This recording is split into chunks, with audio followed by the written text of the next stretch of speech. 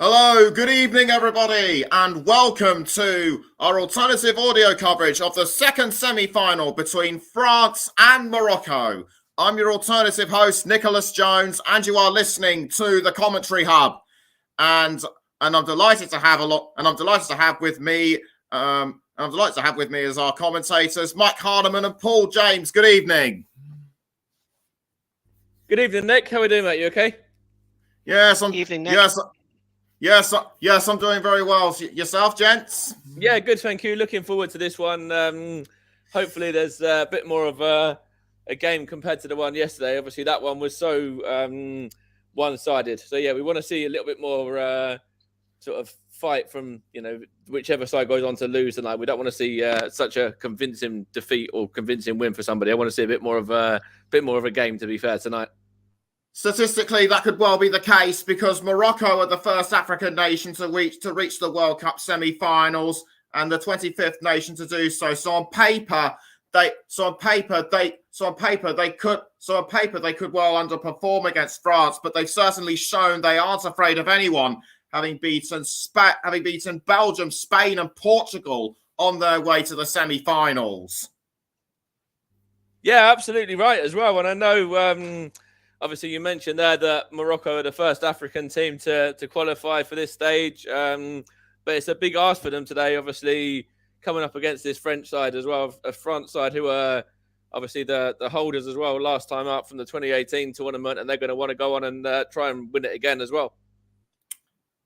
Yes, and bear in mind that until now, their best performance was the round of 16. All the way back in 1986, they lost 1-0 to West Germany, but that matters little to them now. They've only conceded once throughout the tournament so far, and they've certainly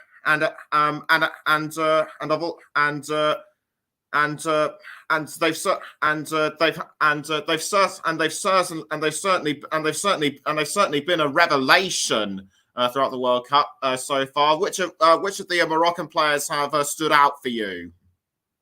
For me, I like Ennaziri, the forward. I think he's good. I think Ziyech, obviously, everyone knows him.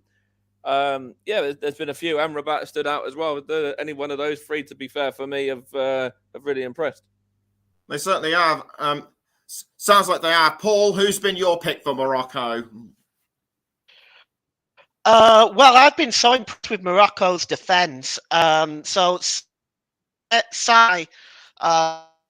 excuse me, pick of the bunch for this team. They've only conceded. You mentioned they've only conceded one goal in the World Cup. The only fighting as well. They've just been absolutely outstanding defensively. And as a fan of football, I've become a big fan of this Moroccan team. But they've got their work cut out there. Yes, it certainly sounds like they do have that. Yes, it certainly sounds like they do have their work cut out. So before we go on to discuss France, Mike, could you run us through the team lineup? Yeah, absolutely. So the France lineup in goal is Hugo Lloris. Then they got a back four of Koundé, Varane, Konate, and Hernandez. Then Tchouaméni and Fofana in the middle. Then Dembele, Griezmann, and Mbappe are the men who support Olivier Giroud.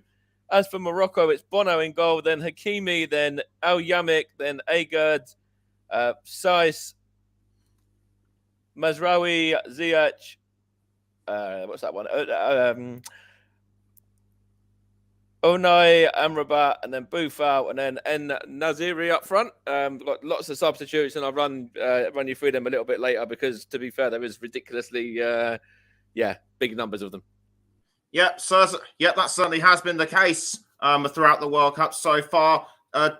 Sounds like Didier Deschamps made two changes to bring on Konate and Fofana as Dio Upamecano and Adrien Rabiot missed the training yesterday through illness, and it was suspected they had cold-like symptoms. So yeah, and just going on to that one as well. Actually, you mentioned there regarding the midfielder Adrien Rabiot. He completely misses out. He's not in the squad at all for this evening's game. Yes, indeed, and that could be a bit of a blow to France. And a bit of a blow to France because he was a key cog in the system against England, wasn't he? Yeah, absolutely. I thought he was very, very good. Obviously, Griezmann was the man of the match for France in that game, but Rabiot has been good in this tournament as well.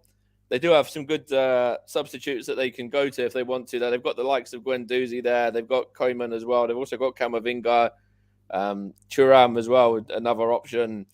And obviously, in terms of defenders, they've got the likes of William Saliba there, and obviously Upamecano, who you mentioned, is amongst the subs as well. France have yet to keep a clean sheet so far in the World Cup, and they've only done so in one of the last 11 games since June. But going up against Morocco, that's got to matter little to them, surely. Yeah, absolutely. You'd like to think that Didier Deschamps' sides, would certainly not fear Morocco at all. Obviously, we mentioned they've only conceded one goal, but France should be looking at this one as, big opportunity to get through to that final. But obviously, Morocco, as you mentioned, and as Paul mentioned as well, have really been a revelation in this tournament. And, amongst their substitutes, they've got somebody that Paul knows well from Burnley in Zaroury, and also somebody that I know a little bit as well from playing at Stevenage just a couple of years ago, Ilias Chair, who's at QPR at the moment, and had quite a successful spell at the League Two side, scoring 6 goals in 16 appearances just a few seasons back. Oh yes, indeed, and at 36, Giroud could become the oldest player to score 5 goals in a single World Cup, and also Didier Deschamps. He is 3 wins away from equaling Helmut Schön's record of World Cup wins as a manager. Has won 13 in 17 matches. Schön won 16 for West Germany, and Kylian Mbappe could surpass Lionel Messi and become player with the most goals scored so far. They're currently level pegging on 4 or 5, I think it is. 5 each, yeah. 5 goals each at the moment, and then Olivier Giroud's just behind on 4, yeah. But Achraf Hakimi has the most tackles with 19. So France may well have to watch out for him.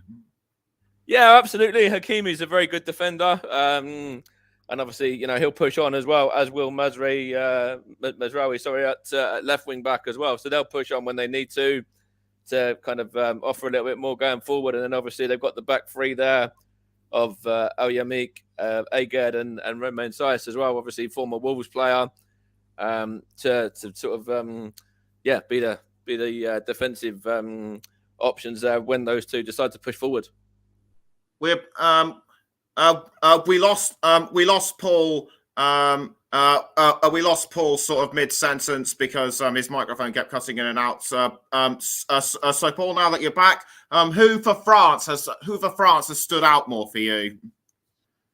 Well, there's so many options. Griezmann has been outstanding. Dembele, for me, has been such a huge threat. Defenses can't deal with him very easily. England's defense didn't cope with him very well. He's very quick. He's good on the ball. He's got an excellent cross on him. This guy for me has been outstanding. But it's difficult to choose between Dembele and Griezmann and Mbappe. That is a choice. I'm going to say all 3, Nick. I can't really choose between the 3 of them. They've just been so good. They've been so exciting to watch in this tournament. France have surprised many with progress throughout the tournament, despite no Paul Pogba, N'Golo Kante, or Karim Benzema, and it is also the chance for them to reach the final as defending champions. Only Italy in 1938 and Brazil in 1962 have done so previously. So this is a big game for both sides. And a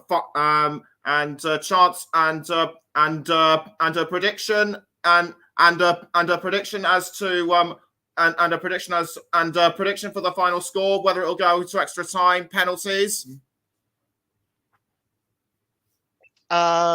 Well, I put my head in the noose yesterday when I was co-commentating on the other semi-final. I said France would win 2-0. I'm going to stick by that. As good as Morocco's defence has been in this tournament, I think they're going to struggle to handle that French front line. I'll go with 2-0 France. Full time? Yeah, full time. I think so. And Mike, who are you going to pick to win, and what's the final score going to be? To be fair, considering I'm main commentator on this one, I don't want to really throw my my hat into the ring with a prediction.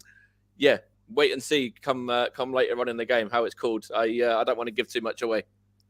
Do you honestly think it will go to extra time or penalties, or will it be decided after 90 minutes? I think the game will be done in 90 minutes. Personally, I don't think it will go to extra time or penalties. But which way, find out a little bit later.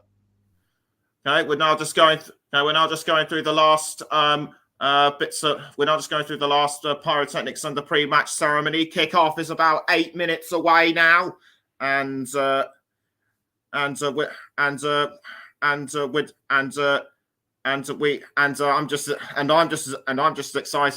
excited as you are when we get ready for this particular semi-finals. Like, I just about see the players starting to assemble inside the tunnel at the Al Bayt Stadium. So without further ado, I'm going to hand you over to our commentators, Paul James and Mike Harneman. Thank you very much, Nicholas. So yeah, it's a big game for both of these nations. Obviously, we mentioned about Morocco and it being their first time at this stage of a tournament, first African team as well. Of course, doing fantastically well. Only conceded that one goal, which was an own goal as well. And yeah, they've really surprised everyone, haven't they, Paul, with these results against the likes of Spain and Germany, and also the group as well, where they finished ahead of Croatia and Belgium, who obviously fell short and were knocked out. Yeah, they've been impressive. They've been able to shut down Spain, Portugal. They've beaten Belgium. They have shown themselves to be a very, very competitive side at this World Cup. Whilst I still believe France are going to win, it's not going to be easy for them today. They're going to be tested all the way. Yeah, absolutely. And when you look at this, this Morocco side, they've got quality in there as well going forward. Obviously, Ziyech, everyone knows from his time at Chelsea. The kind of player that he is. Obviously, En-Nesyri has made a bit of a name for himself at this tournament as well. But how important is it going to be for this back three or back five, whichever way you want to look at it, to try and marshal the front four of France of Dembele, Griezmann, Mbappe, and obviously Olivier Giroud, who's their all-time top scorer as well. I don't know that it's really possible to marshal this front four to ultimately shut them down. They're going to have to limit them to chances more outside of the box. They've got to watch Giroud. England got punished for that. They didn't watch Giroud in the penalty area. They're going to have to make sure they shut Giroud down. The ball's coming in from Dembele and Mbappe and even from Griezmann. They're not going to be able to prevent those from coming in. These three are absolutely on fire. But if they can shut Giroud down, they might be able to shut the most of the goal-scoring threat down. Yeah, and when you look at the French back line as well, obviously they've got Koundé at right back, they've got Hernandez at left back, obviously the Varane and Konate in the centre of defence as well. If you're the Moroccan manager, where would you target this French back line? Because there is weaknesses in there for me. There is. I think Bukayo Saka got an awful lot of luck down that side when he was playing against France, and they had to foul him, I think, to really stop him. I think there is vulnerabilities in that French defence. I think they want to get the ball into the middle to En-Nesyri. En-Nesyri is very effective, but I think get the ball down the wings. Get the ball down the wings, because I think that's where France have problems. Yeah, obviously we mentioned Ziyech, obviously Boufal, another option there as well for them on the opposite side if they want to go that way. So they've got options there, and then obviously on the bench they've got options as well with Hamdallah, Zaroury, obviously Ilias Chair that I mentioned as well. There's a few options on the bench if they want to change it up as well. I think Ilias Chair hasn't played a minute yet, and from a Stevenage point of view, I'm a little bit selfish when it comes to that because the fact he was on loan here a couple of years ago, it'd be nice to see him come on and have an impact. But obviously, a little bit about Zaroury because obviously he's at Burnley, isn't he? He's on the books at Turf Moor. Yeah, he's a great player. We've been really impressed with him at Burnley.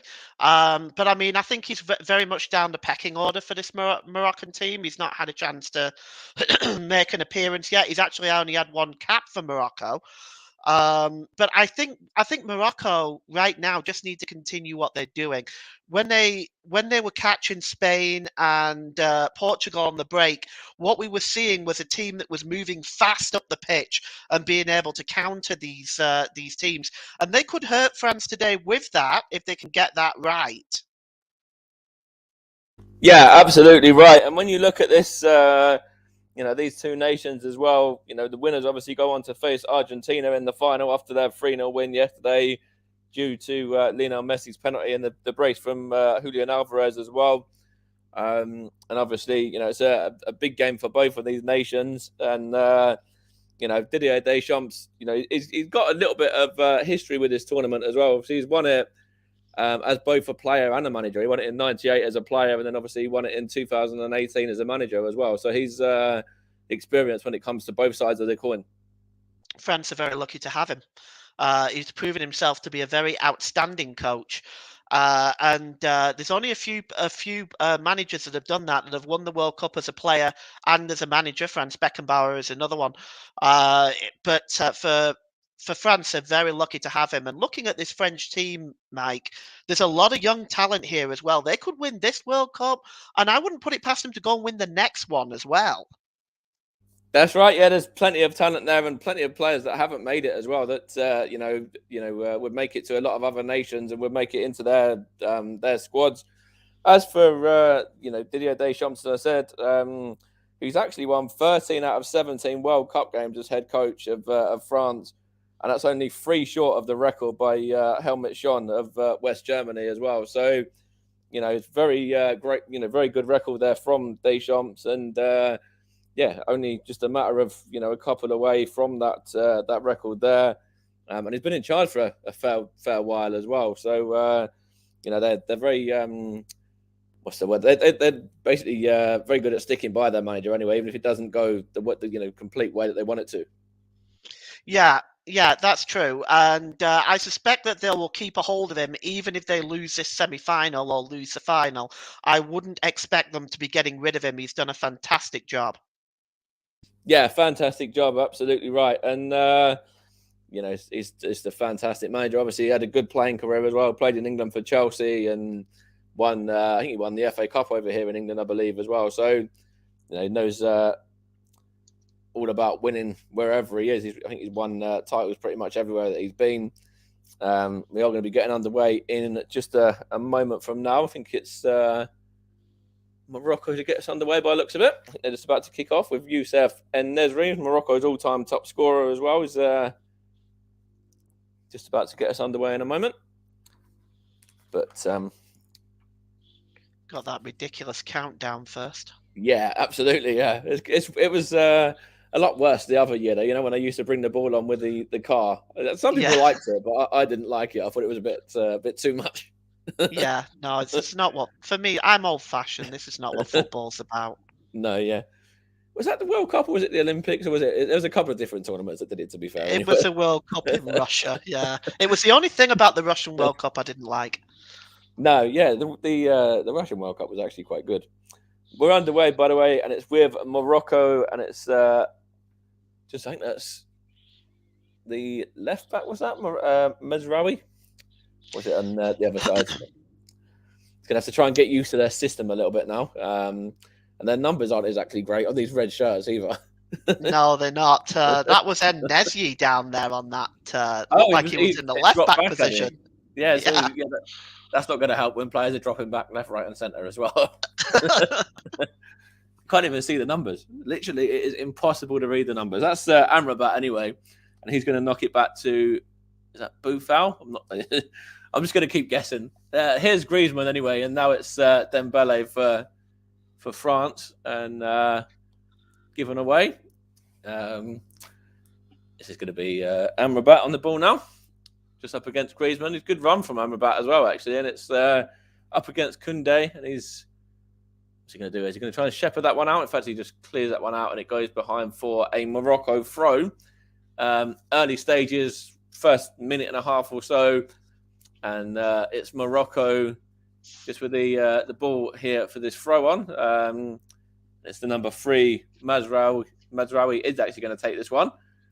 And he's going to throw it to the number 8, which is Anoui, and he gives it away to Griezmann. But when you look at this Morocco side, Paul, we obviously said about the fullbacks, and we said about En-Nesyri up front. But what about the two midfielders of Anoui and Amrabat? How important are they going to be this evening? Well, Amrabat is very important because Amrabat starts these breakouts. He starts these quick counter-attacks. And you saw it there just a minutes ago as he was breaking into the French half. So, a very key player for Morocco. Absolutely right. And now that's Anoui who's got the ball. He's going to knock it into... I couldn't see who that was there, but it's out wide to the number 18, which is El Yamik. And they've properly thrown me off here because El Yamik seems like he's playing at left back, and I have him at right-sided centre back of the 3. So they've literally just like chucked it all into the mix and just like, yep, that'll do.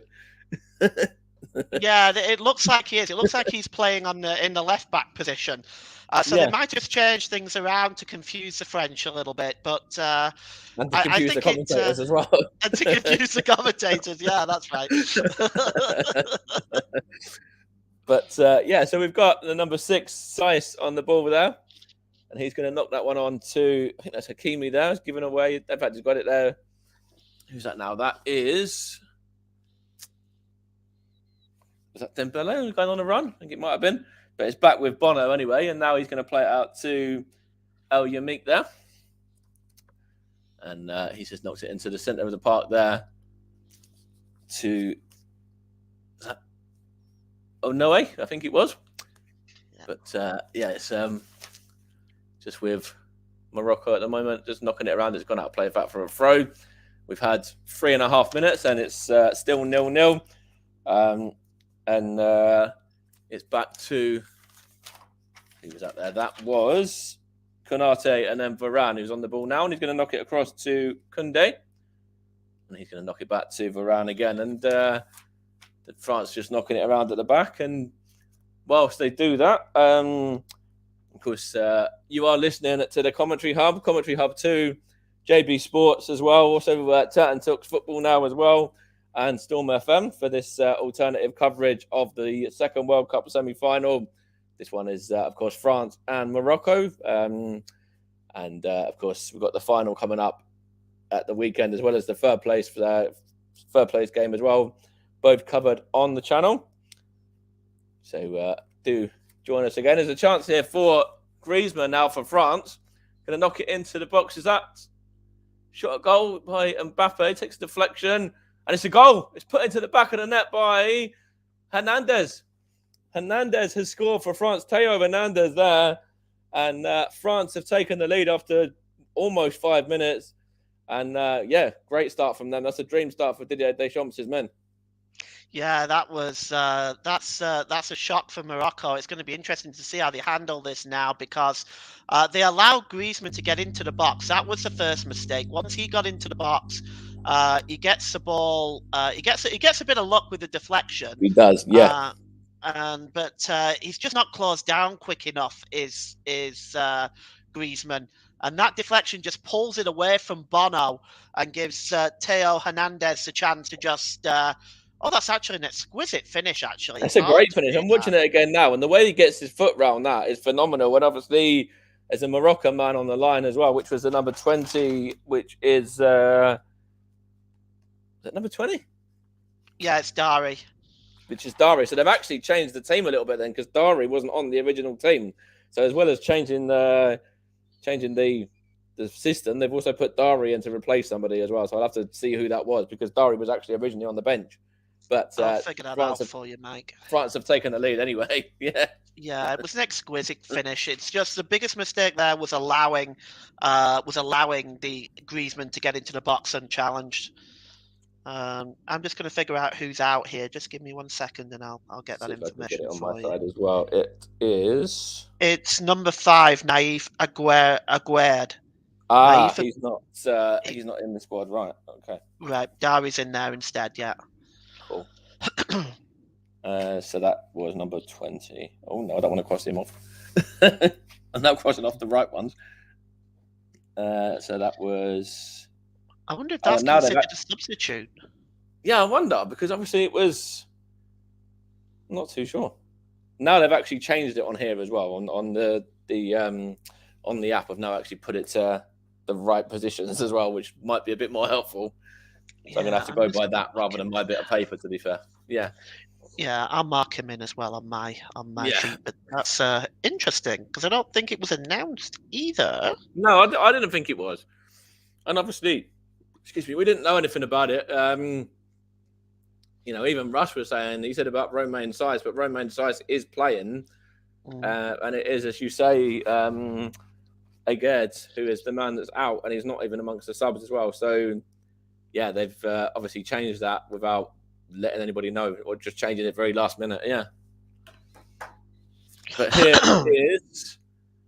is that Hakimi, or is that? Yeah, it's Hakimi on the. Oh, no, that's a number.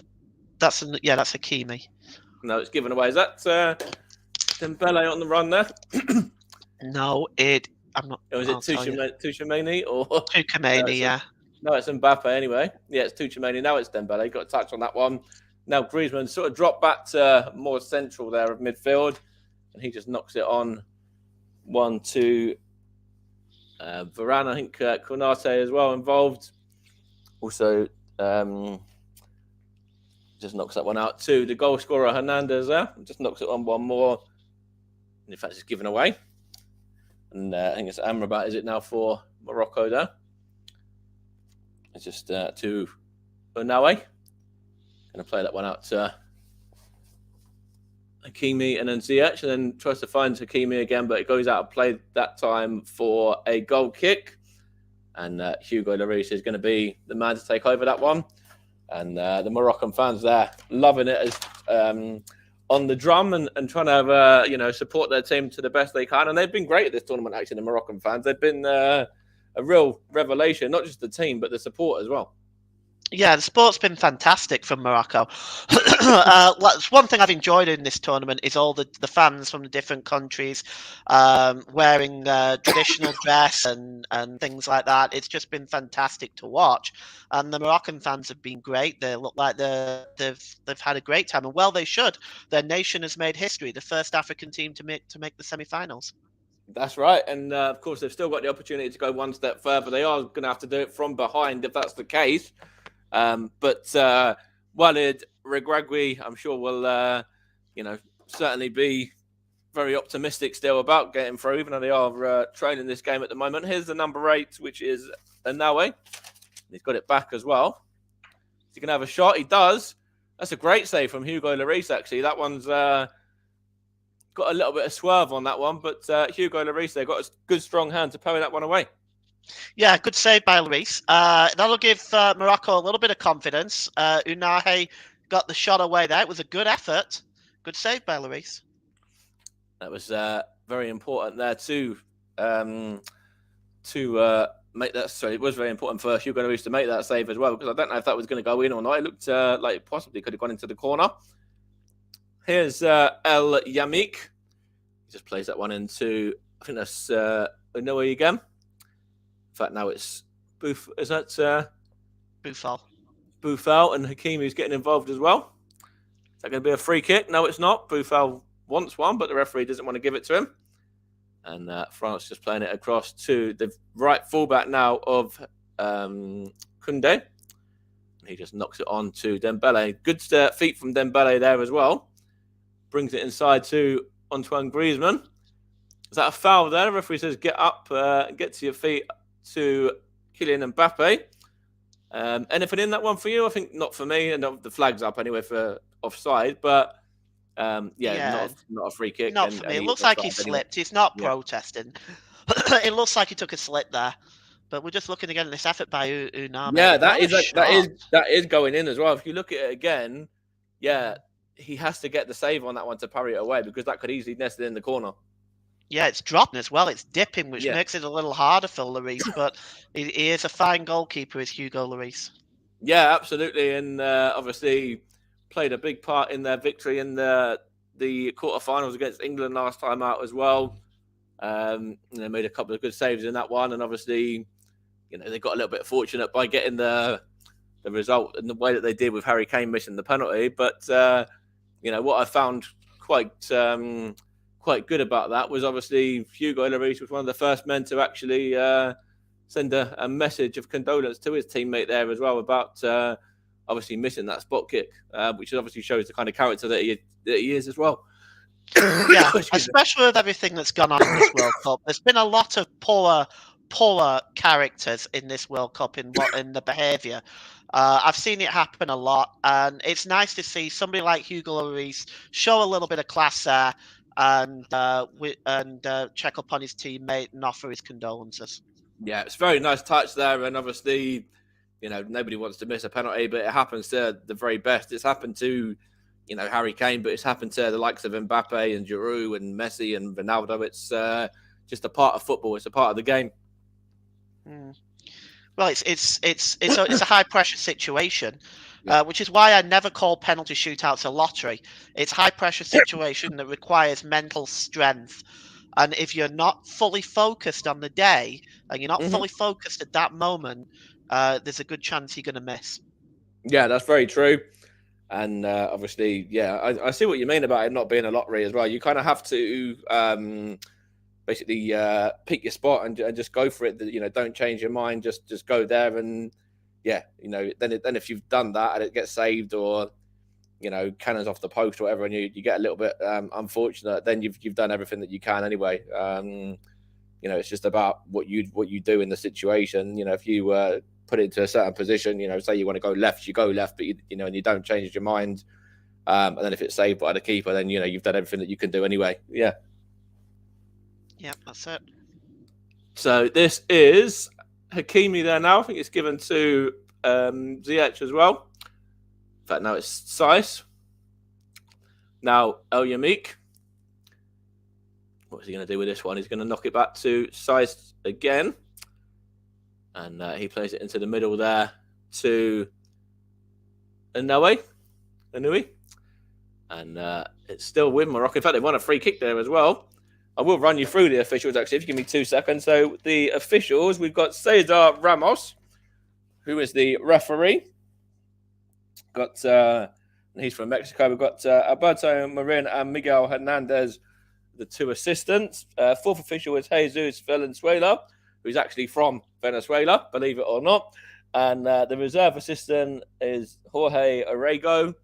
And VAR is Drew Fisher from Canada. I'll run you through the assistant VAR and stuff in a moment after this free kick from Hakim Ziyech. He's just going to whip that one in, and it's going to be one in the air by the French defender Konate, and cleared up towards Dembele there. And then we have Tuchemene. I think that is it? And then out he goes to Koundé again. Back into Tuchemene once more. Obviously scored that wonderful goal against England, the first of the France goals, and a great strike that one was as well, wasn't it, Paul? The France opener on that occasion. Yeah, not much you could do. Not much England could do about that. I mean, you might argue that it was a foul on Saka in the lead up to the goal, but it really was a super strike. I'm not going to argue that it was a foul on Saka. It was a foul on Saka, but yeah. I'll say it as it is. And then we've got, obviously, the second goal scored by Olivier Giroud. And he's been pretty quiet so far in the opening 15 minutes of this game. He's trying to get in behind there, but he's not had a lot of service so far in this game. But I suppose if it's 1-0 to France, they're not going to mind too much. But I think Morocco so far are doing quite a good job of marshalling him out of the game. Yeah, I think that's the right thing to do as well. It's very difficult to marshal Dembele, Griezmann, Can't and see it for Mbappe, but Morocco as well. It's just a shot at goal there from, I think that was Ziyech on the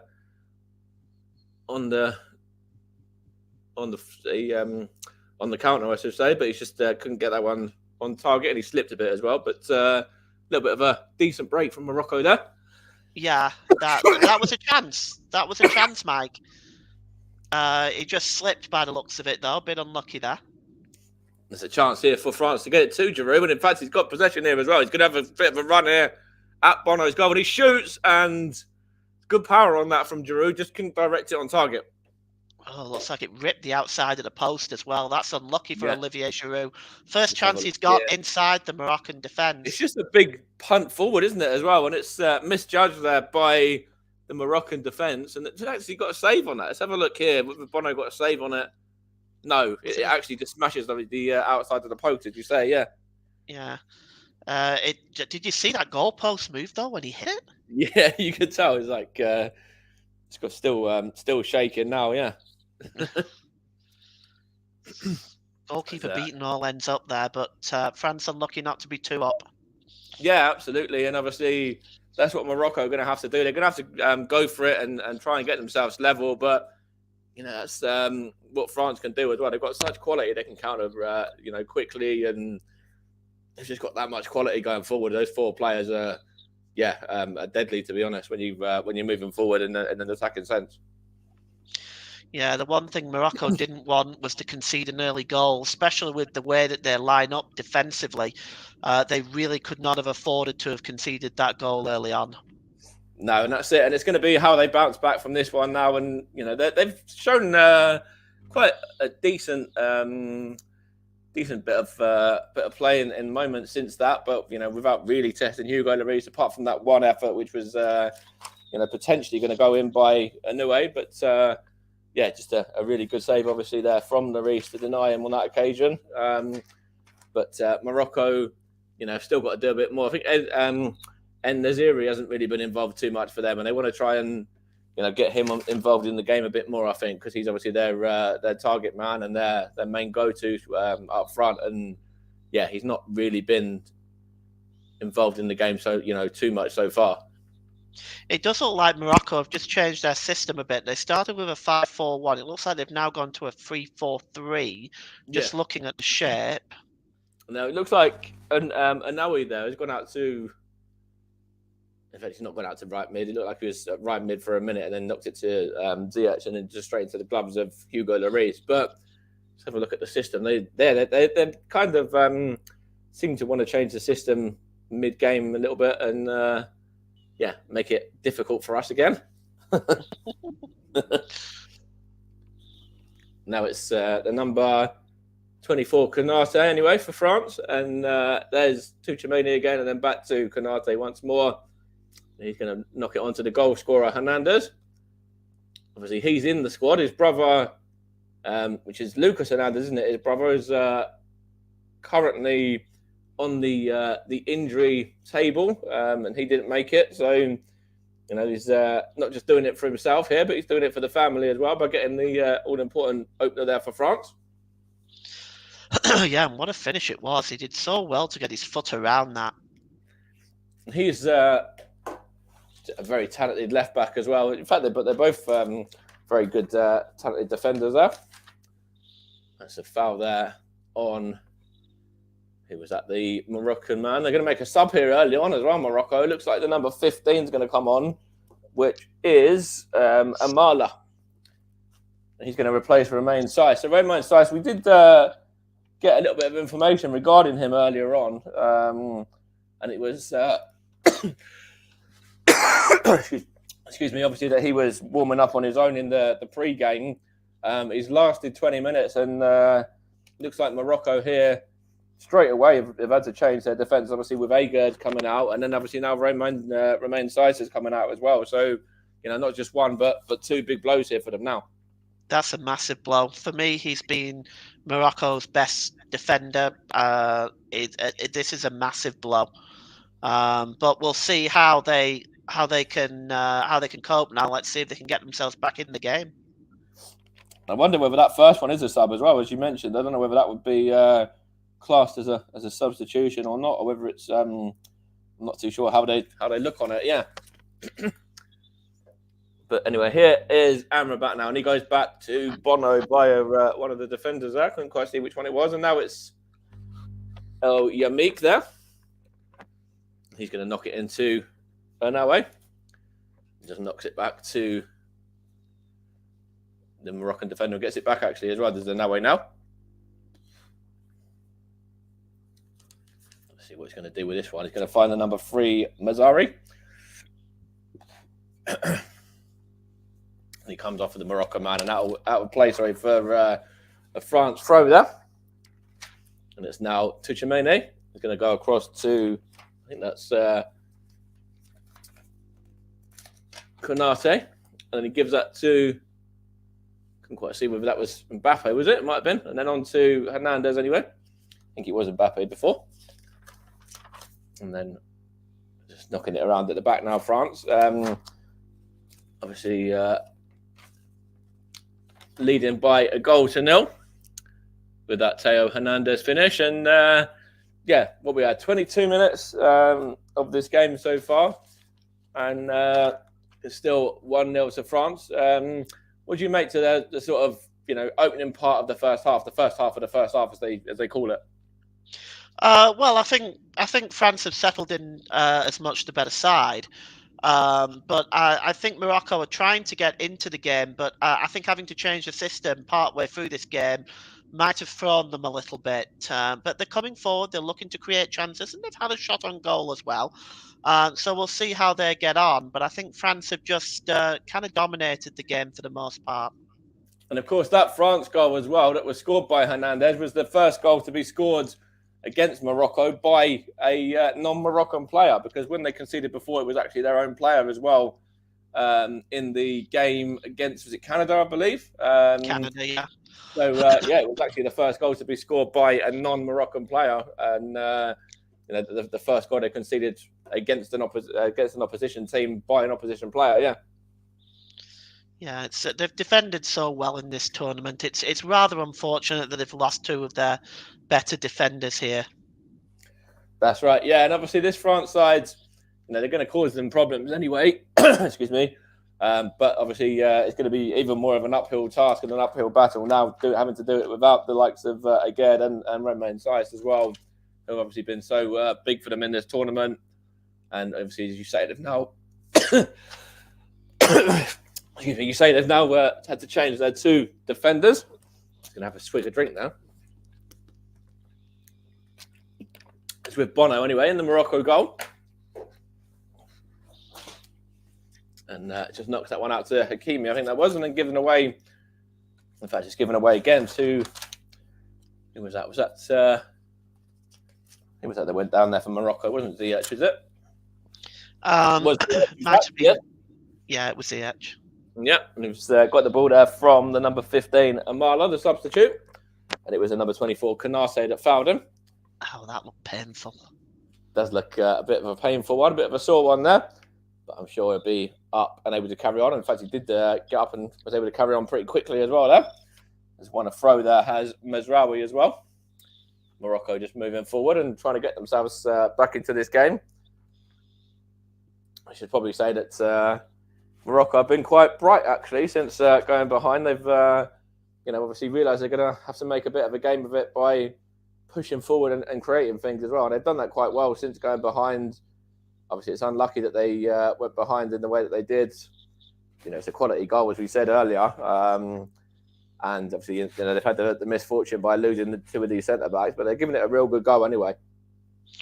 Well, I don't expect anything less from Morocco. That's what they've done all the way through this tournament. No matter what the result is today, when they do go home, they'll go home as heroes. Yeah, 100%, absolutely right. And they're going to have a chance here as well. It's a shot goal. In fact, it takes a deflection, and it's now with Kylian Mbappe there. What can he do? He's got a beating of his man, and he just back heels it to Ernawe, and he wins a free kick there. And it's one of those ones from Kylian Mbappe. When it comes off, it's It's wonderful. When you give the ball away, it makes you look a bit silly, doesn't it, to be honest? Oh, but he's allowed to do that. He's Kylian Mbappe. He's allowed to try those sort of things. Yeah, They that's usually true. come off with him. They usually do. That's a good point. And obviously, trying to do it here on this stage in the World Cup as well. It's he just wants to show that he's up there, obviously, with the likes of Messi and Neymar, obviously, and Ronaldo as well. Yeah. Is that going to be the first booking? I think it is, actually. It's going to be a booking for is that number 17, which is Buffal. Looks quite angry, actually. It was a bit of a late foul. Let's have a look at this one. It was on the goal scorer, Hernandez. Yeah, Buffal, he just goes through him there. And to be honest, he can't really have too many complaints about that one. I think that is probably a justified yellow card. Looks painful for both of them, to be honest. But Yeah. Buffal's the one on his feet. He's the one in the book as well. Soufiane Buffal. I think he's one of the main attacking threats, isn't he? Yeah, absolutely. Buffal and Ziyech. There's a few of them there that are the main threats. He's going to see the goal again here now, and this is where Griezmann got the ball, and what did he do? He knocks it back to Mbappe. Kind of just miscued that one. He got a little bit of a lucky ricochet there, and then that finish from Theo Hernandez is a great goal. Really, great feat there, and I think Morocco would be very disappointed to concede that early on, as you said at the time, and obviously France, in a good position now to go on and get a second as well if they really want to go for it and kill this game off. And if they're going to see this, now that they've seen these Morocco waves of attack out as well, I should say, they probably be in a good position now to counter and get a second, maybe. Yeah, the finish on the goal was quality, absolute quality finish, but there was a lot of luck in the lead up to that goal. I think they should have closed down Griezmann quicker, but the two deflections there, it could have gone anywhere, and it just fell for Hernandez. And it's a bit unlucky for Morocco. France have been very good in this tournament, as we said earlier. They've caused a couple of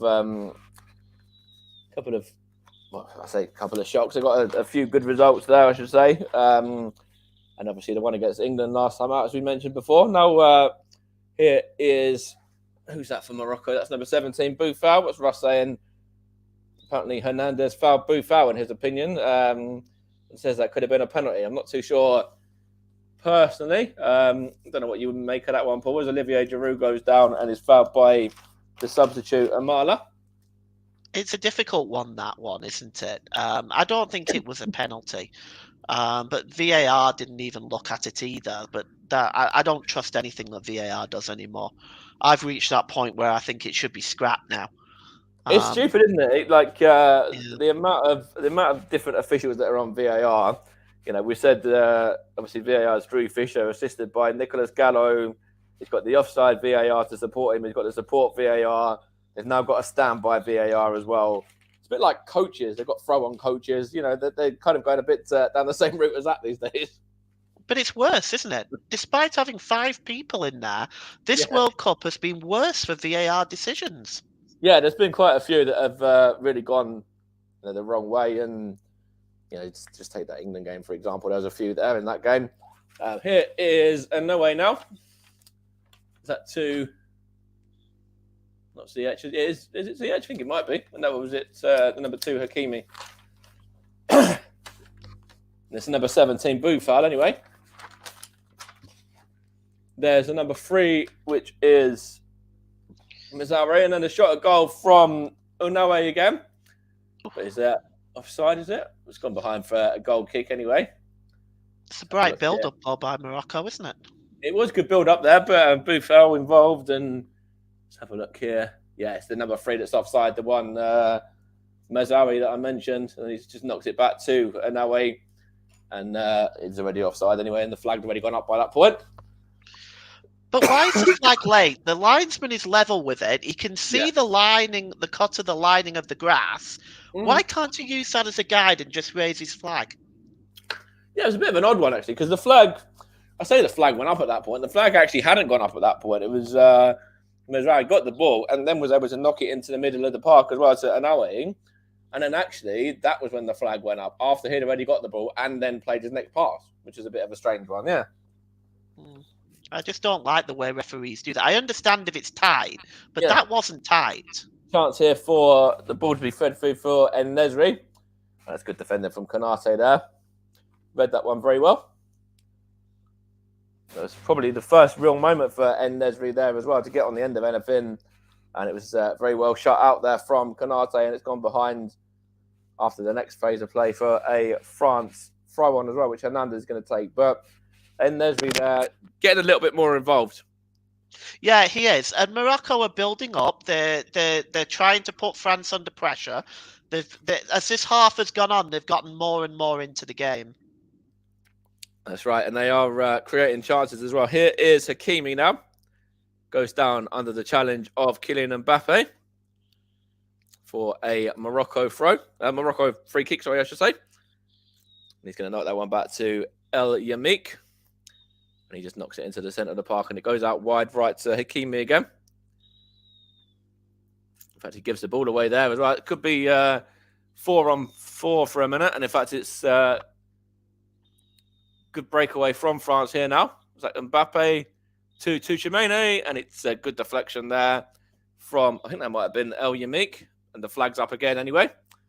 And another man down there for France, which is Hernandez as well there, but not too sure what he's claiming. But either way, that's a offside anyway, which was the reason that the flag went up.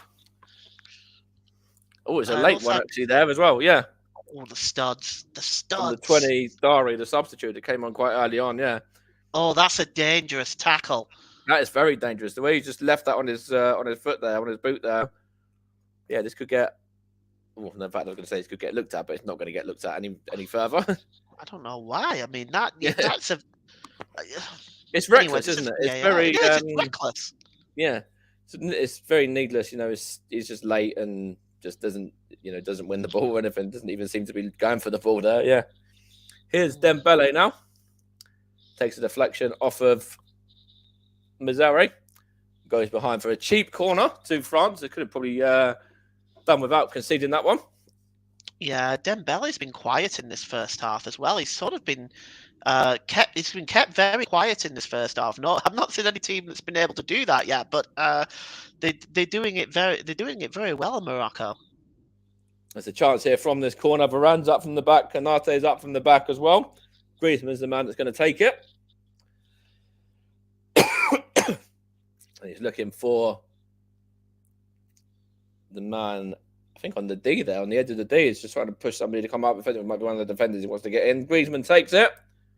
And it's shot at goal there from Tchouaméni, I think that was. And it's, in fact, it was Fofana, the number 13. It just couldn't get any direction on that one.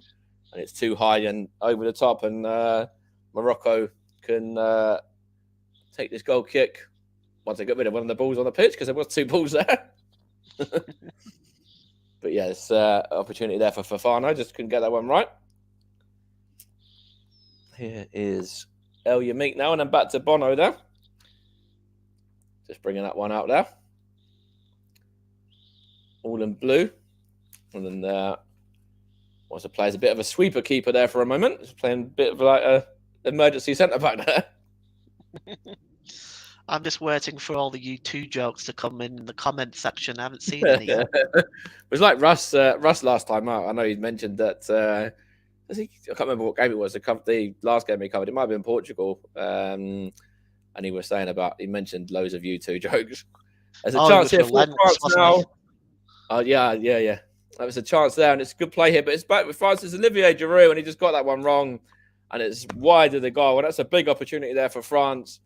And a little bit poor defending, actually, from Morocco as well there. I want to see who gave Giroud the ball. I think it was... so it's Tchouaméni bringing it out from midfield, I think it was. And then he brings the ball to Mbappe there. And then it's good defending on the line, or just before the line. In fact, it goes back to Tuchemani again, I think it was, and Fofana. And then Giroud there just skewed his effort wide. Yeah. They were caught out at the back there with Morocco. There was an extra man for France there. When that ball came across to Giroud, there was nobody there to mark him because the defender was on the line. So it was. It should have been. That should have been 2-0. That was a bad miss. They've had a few chances, haven't they? France as well there, and Morocco have had a few moments himself. But now that's a bit of a poor one there. Bono just got away with that one up against Griezmann, and in fact, it's brought out of defence pretty well there from, I think it might have been Amalo and then Mazraoui.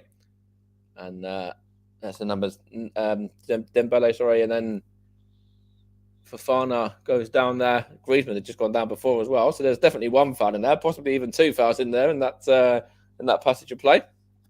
Yeah, Griezmann's just getting up now. Tuchemani, the other man, and Griezmann, yeah.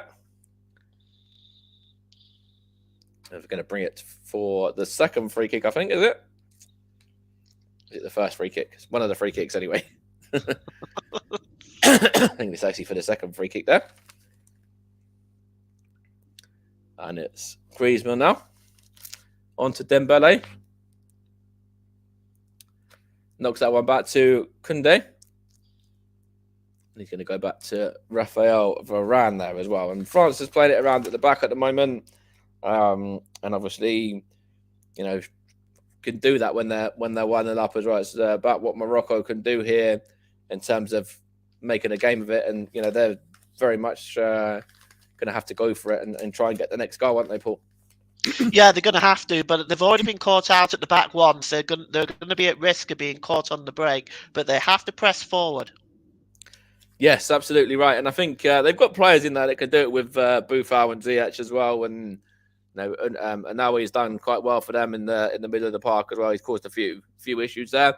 That is Fofana, was it? And then back to, in fact, Fofana was involved. Tuchemani was involved as well. And then it was also Konate and then Hernandez. And then Hugo Lloris has got the ball now. We've got about 8 minutes left of this half, plus additional time. 7-8 minutes. This is a long ball there, and it's tidied up by the Moroccan midfield. Here's Giroud, tries to find Griezmann. And that's underway. And it's going to be seen, in fact, is that El Yamik, or couldn't quite see there. But here's Amrabat anyhow. Gives the ball away there. Hernandez to Mbappe now. Into Griezmann. Into Tuchemani there. Onto Koundé. And Tuchemani to Griezmann there. Into the area he goes. That's a good tackle there from the number 18, El Yamik there. Claims a goal kick as well. We'll look at it again, but I don't think so. It's a wonderful tackle. It's a corner. It's a great tackle, yeah. I think he wanted the corner. They wanted the goal kick. You're saying that he came off for Griezmann last, but it quite clearly didn't. Yeah. Yeah, but that's a fine challenge because Griezmann was in there.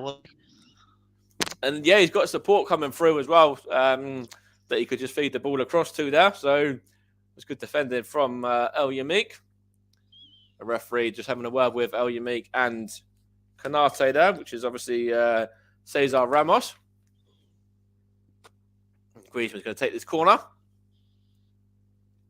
What can he do from this? He whips it in. It's in at the near post, and it's just wide from Raphael Varane. It's a good play there from France. A little bit of a decent, a decent delivery, and a little bit different compared to what you might be used to at times from these set pieces. And Raphael Varane, quite unfortunate there, a little bit unlucky, I think. Yeah, it looks like that was a training ground manoeuvre there, and it was just hoping to get the flick on target. They certainly wouldn't have been looking for Varane, the Moroccan defenders. So it was a smart move. Didn't pay off though. Here's Bono now in the Moroccan goal. He's not actually in the goal. He's just out of the area, and he's going to play that one across to who's that there? Number 18, El Yamik. And he goes across to number 15, Amala. He was a substitute earlier on in the game for Romain Saiss. So he goes down there wanting a free kick, but it's not given and just rolls through to Hugo Lloris in the France goal. Anything in that one for you in terms of a foul? No.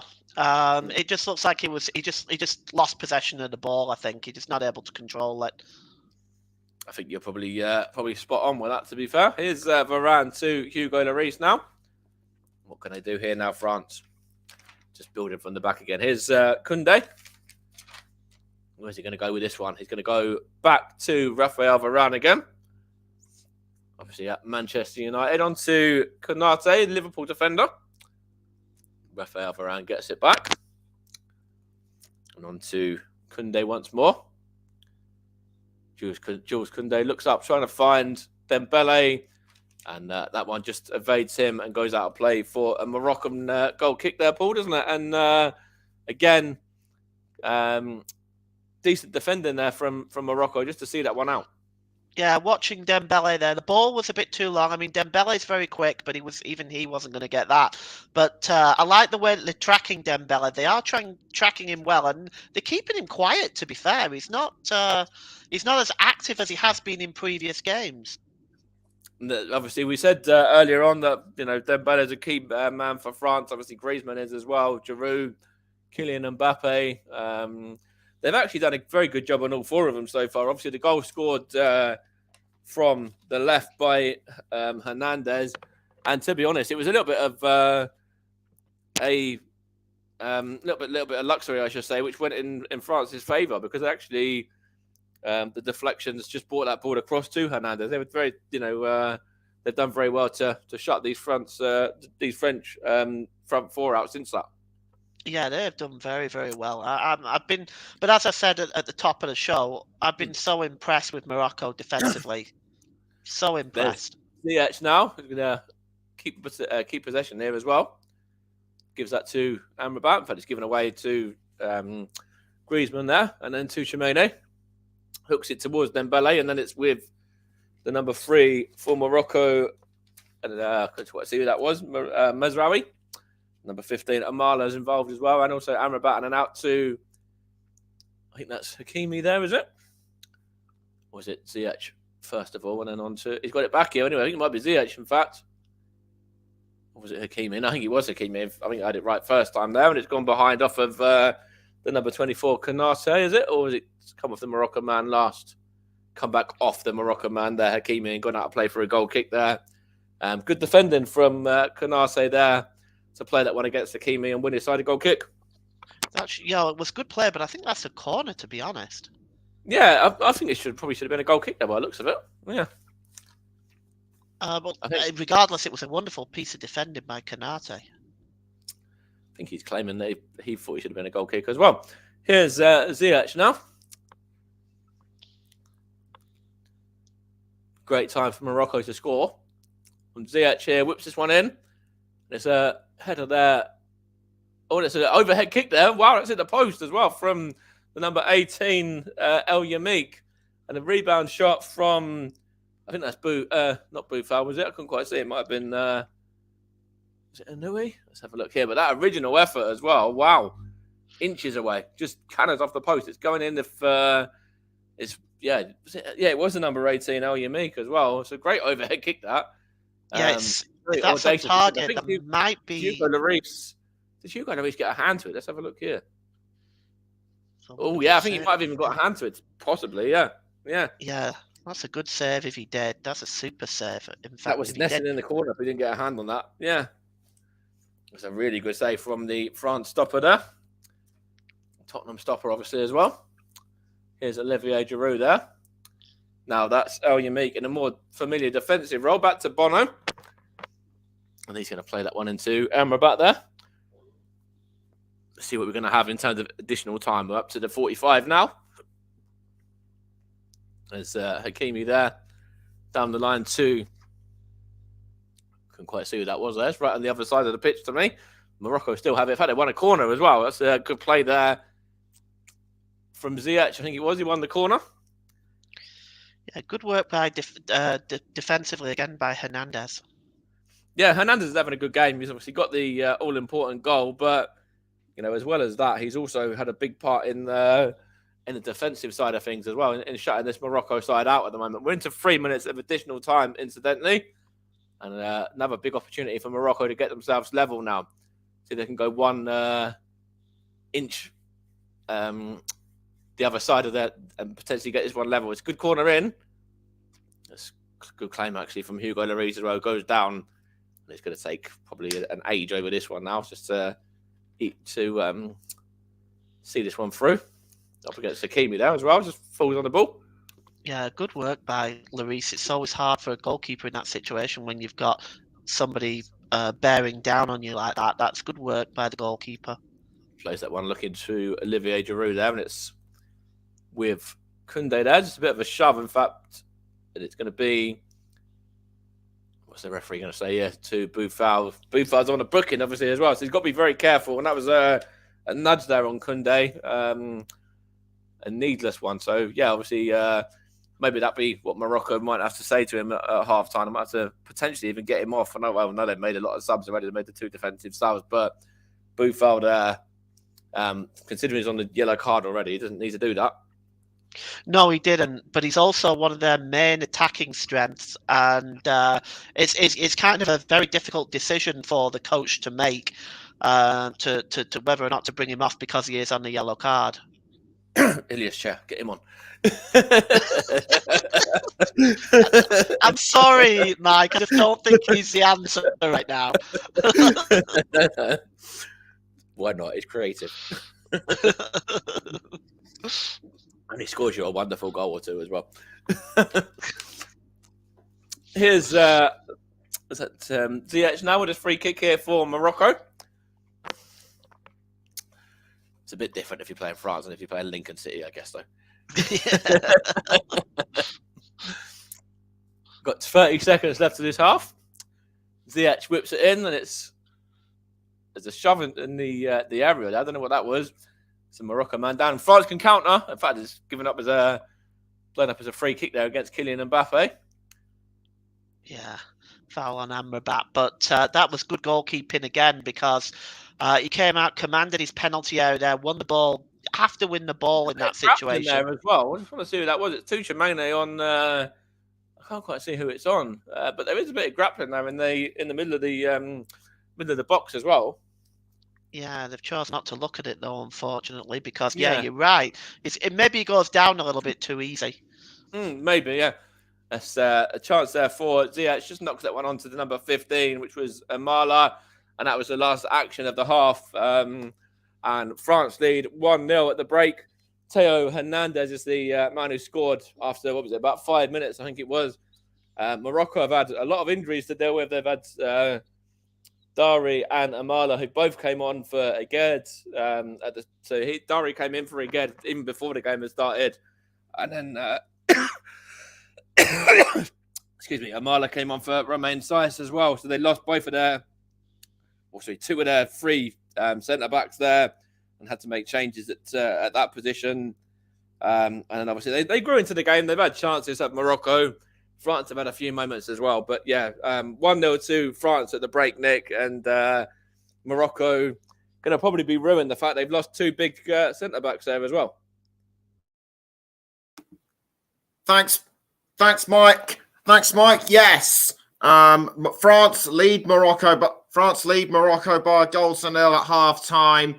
And this is kind of what the majority would have expected by now. France to lead at half time, though. Whether it's though by 1-0, though by 1-0, hardly. And we've also got Ross Vernon coming in, and we've also got Ross Vernon in to give his thoughts over half to give his thoughts on the first half. Good evening, Russ. Good evening, Nicholas. Good evening, everyone. Hopefully, everyone is doing okay this evening. Yeah, we're all fine. Good. I think it's been a good first half. Morocco have got a good account of themselves. They're playing some really good football. Have looked to cause France a few problems. I've had a few chances of their own as well. They were unlucky when that other kick just got tipped away by Hugo Lloris. But they have played really, really well in that first half. Morocco. I've been impressed with them in that first half. You've seen a lot of the play. You've seen what Ziyech can do. You can see what Boufal can do as well. I thought it was a penalty for Morocco when Boufal and Hernandez went down under the challenge inside the penalty area. But you see what Griezmann could do against England, and you saw it again tonight. It was for the opening goal, Nick, which I'm just seeing it again here now. Fantastic bit of play from France, working it around from the right to the left. Then they played around on the left-hand side a bit, put it in towards the back. But you see Griezmann making that run, and he goes into an offside position, Griezmann, so it's a good job they didn't play straight away. But when they do play it into him, he's onside, sees a space, sees Hernandez coming in the back post, sees Mbappe who tries to get a shot away, gets the block in, and like Mike and Paul said in the commentary, Theo Hernandez does really, really well to get the shot away, and how well he got the shot away as well, Nicholas. You see it here, if I just watch it again here now, he gets his foot around it and hits it into the ground, which makes it hard for Dario on the line and Bono between the sticks to clear it away. If he did that just right into the ground, it would have probably gone over the bar, or it would have been cleared off the line. And that's good play from the defender, who's a left back and a defender by trade, to finish like he did. That's a fantastic goal for Morocco. For France, let's say, against Morocco. And like Paul has actually said, that's the first goal Morocco have conceded or by an opposition player in this tournament. Last goal they conceded was an own goal against Canada when they won that game. But Morocco have got a good count of themselves so far, Nicholas. I'm really enjoying what they're producing in this game so far.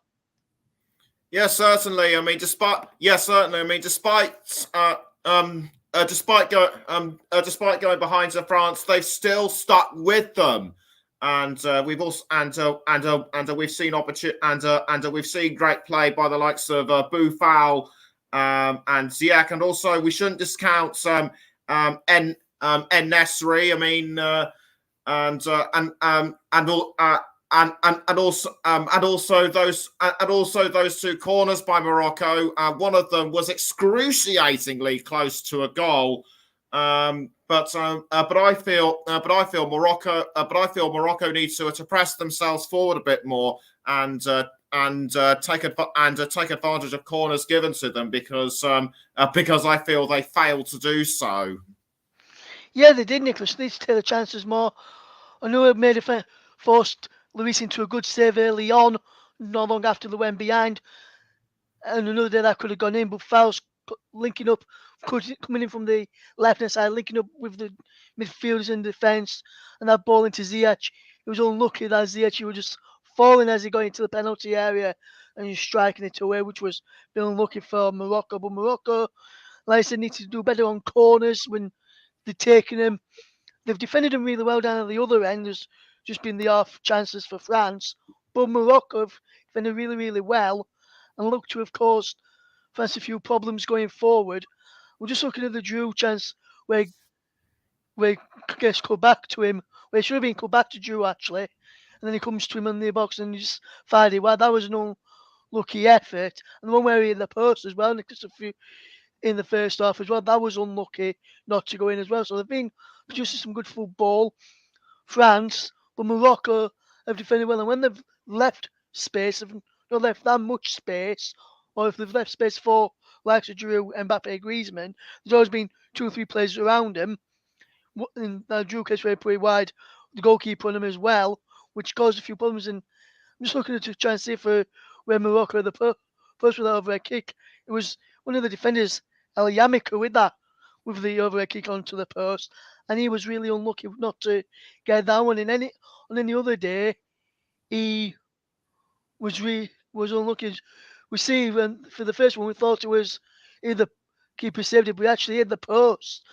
I seen it from just behind the goal there, and that definitely hit the post. From the other angle, it looks like Luis made a save, which is why the players went to him. But he's has to pull off some good saves. Bono is not had that much to do since the goal. He was unlucky because how the goal came about. But Nicholas, he has put off some good saves as well. I'm looking at the penalty incident again, which I thought should have been a penalty, and for the play, the ball gets touched away by Hernandez, but then Hernandez follows through and catches Boufal with his other leg. For me, that's a penalty. That should have been a free kick and a booking for Boufal. Boufal could get out of the way. He was running across, the ball just got away, and he was running in that direction. He couldn't stop himself, and Hernandez came across and took him out with his opposite leg, and so he was unlucky there to get that decision against him, Boufal. I think Morocco could get a goal in this, Nicholas, but I'm not sure which way he's going to go. At the start of the play, I was saying to some friends, I think Morocco would win 1-0. Obviously, that's out of the window now. I think Morocco will score, but I'm not sure how will finish in the game. But I think we'll see another goal in this game, and I think Morocco will get at least another goal in this game. And I think France may get another. I think France may just edge it, but I'm hoping Morocco do it. And I think majority of the people will be wanting Morocco to get through and get the win this evening as well, Nicholas. I've just got, Russ, I've just got a question as well. Obviously, you touched on the one where Boufal went down. Did you see anything in the one at the end as well, where obviously there was the grappling from the corner? Did you see anything in that one potentially, or just the Boufal one for you? It's just the Boufal one for me, Mike. In that one at the end, that one and grappling is 50-50, can go either way with that one. Whereas the Boufal one, he couldn't get out of the way. The ball already cleared, and then just came through with his other leg and just completely took his Boufal's legs from underneath him.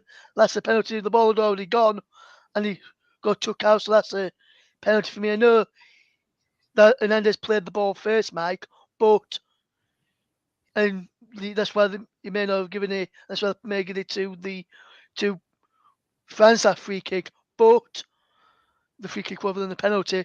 But yes, he still got the ball.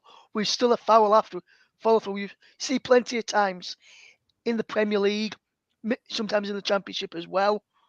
The players win the ball and then they go through with the follow through, catch man, and he's giving us a free kick or giving us a penalty. So I'm not surprised. So I'm surprised why that one wasn't given there for me.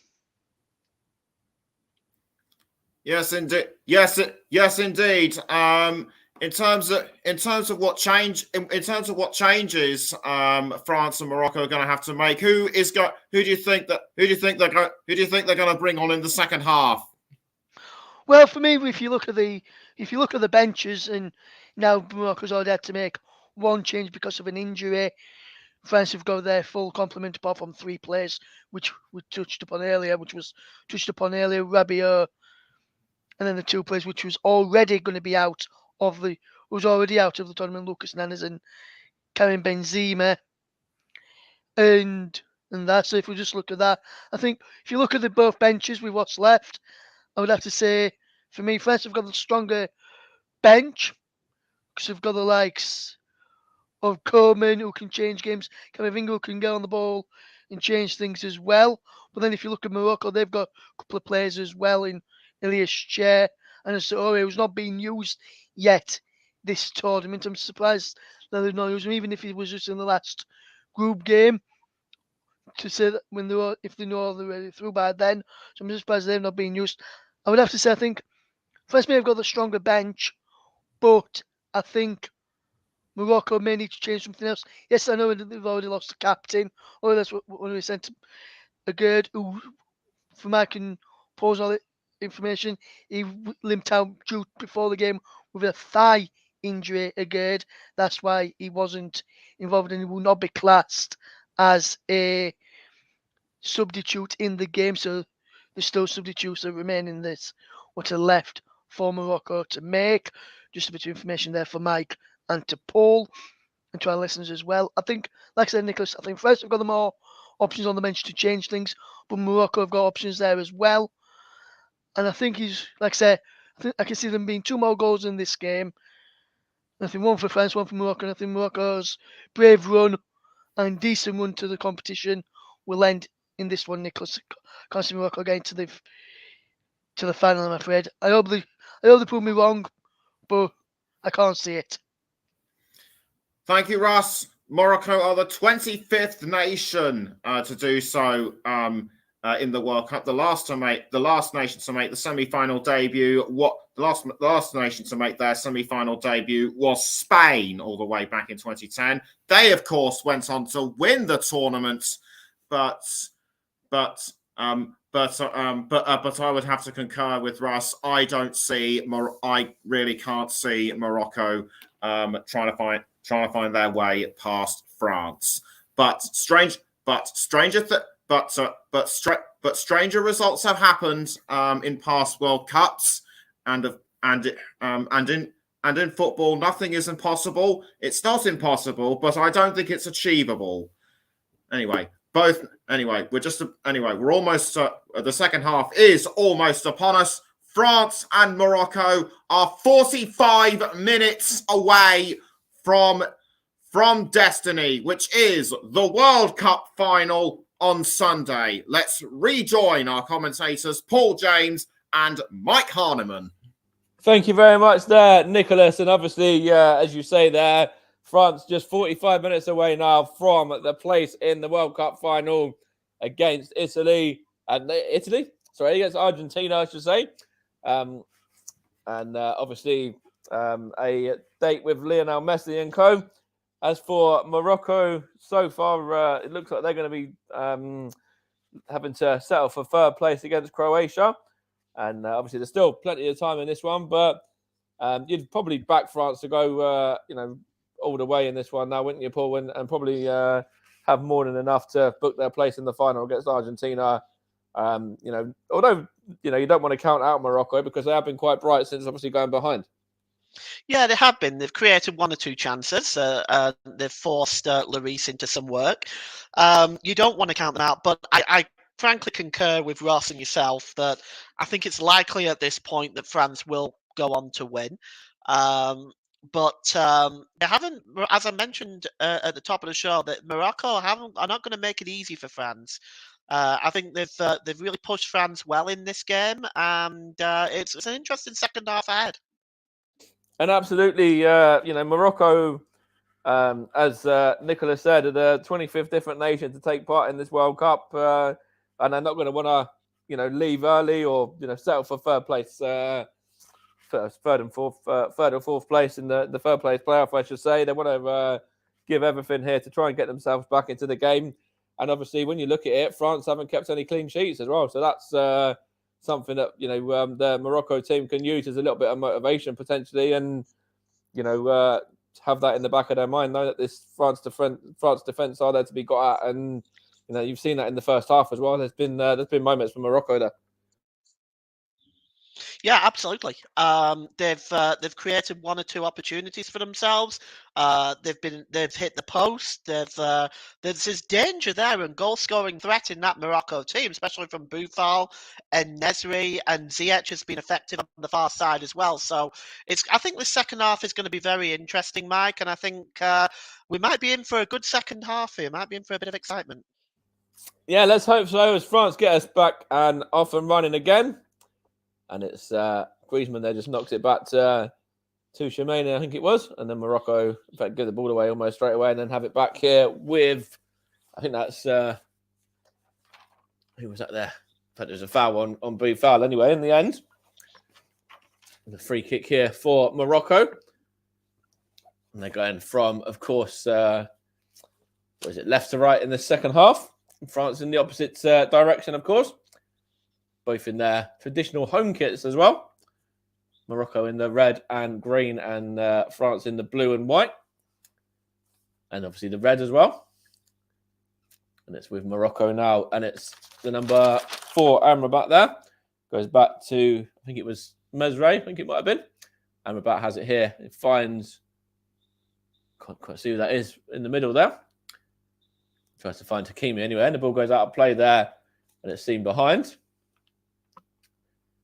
See, I don't think we've had any additional changes at the break. I think it still remains the same, apart from the changes that were made earlier with Amala coming in and Dari coming in. I think Atiyat Allah has come in for Matsuri. Oh, so the left back has been replaced as well. So that is number 25 has come on. Right. Yeah. So it was Atiyat Allah. Yeah. So they've changed another one of their back line. Here is Griezmann now onto the goal scorer Hernandez there tries to bring that one out to Kylian Mbappe. Good turn. And what can Mbappe do here? He got the beating of Amrabat. Into the area he goes. Mbappe gets that one all wrong. He's still with a shot of goal though, and I think it was Koundé there. His effort was blocked, and it goes behind for a throw. Dangerous there to let Kylian Mbappe get in behind. Yeah, he's so quick though, is Kylian Mbappe. It's like on the turbo jets. He just cuts inside the defence. It's a final ball, unfortunately, but he gets well to get inside the penalty area and get that cross in. Unfortunately, it's a disappointing one for France. And France have possession now with the number 13 of Fofana. And he knocks that one back to Konate and then Varane. Good evening to Luke, who's joined us as well, and Kevin and Rebecca and Solomon, who are there in the chat. Hopefully you're enjoying this game. You're listening to the Commentary Hub 2. In fact, I'll go through that in a minute. It's a through ball there from Griezmann to Mbappe. Goes down. What's happened here? Is he giving a free kick here to the referee? Let's have a look. Keeper's down anyway, Bono. So I think it's going to be a free kick to Morocco, if anything. That's a good ball there from Griezmann, trying to find Mbappe, and just runs through to the keeper there. And then I think Mbappe's a little bit late on him. But was there a foul in the build-up on Mbappe? Not too sure. I don't think. Let's have a look. We'll get a closer look at it here. No, I think it's just a shoulder barge, a shove from Hakimi there, but nothing wrong with it. Not much in it, no. I think Mbappe's studs connect with Bono, the legs goalie. of Bono. Yeah. It's Morocco now. Just have possession at defence, or in the defence. Just plays that one through to Anoe. Plays that out to the substitute Atia Allah. Wins the throw there. And then he throws it back to, I think that's Amala, is it? And then Dari. He's going to play that one on to, and who was that there? Was it Ziyech? And then on to Hakimi.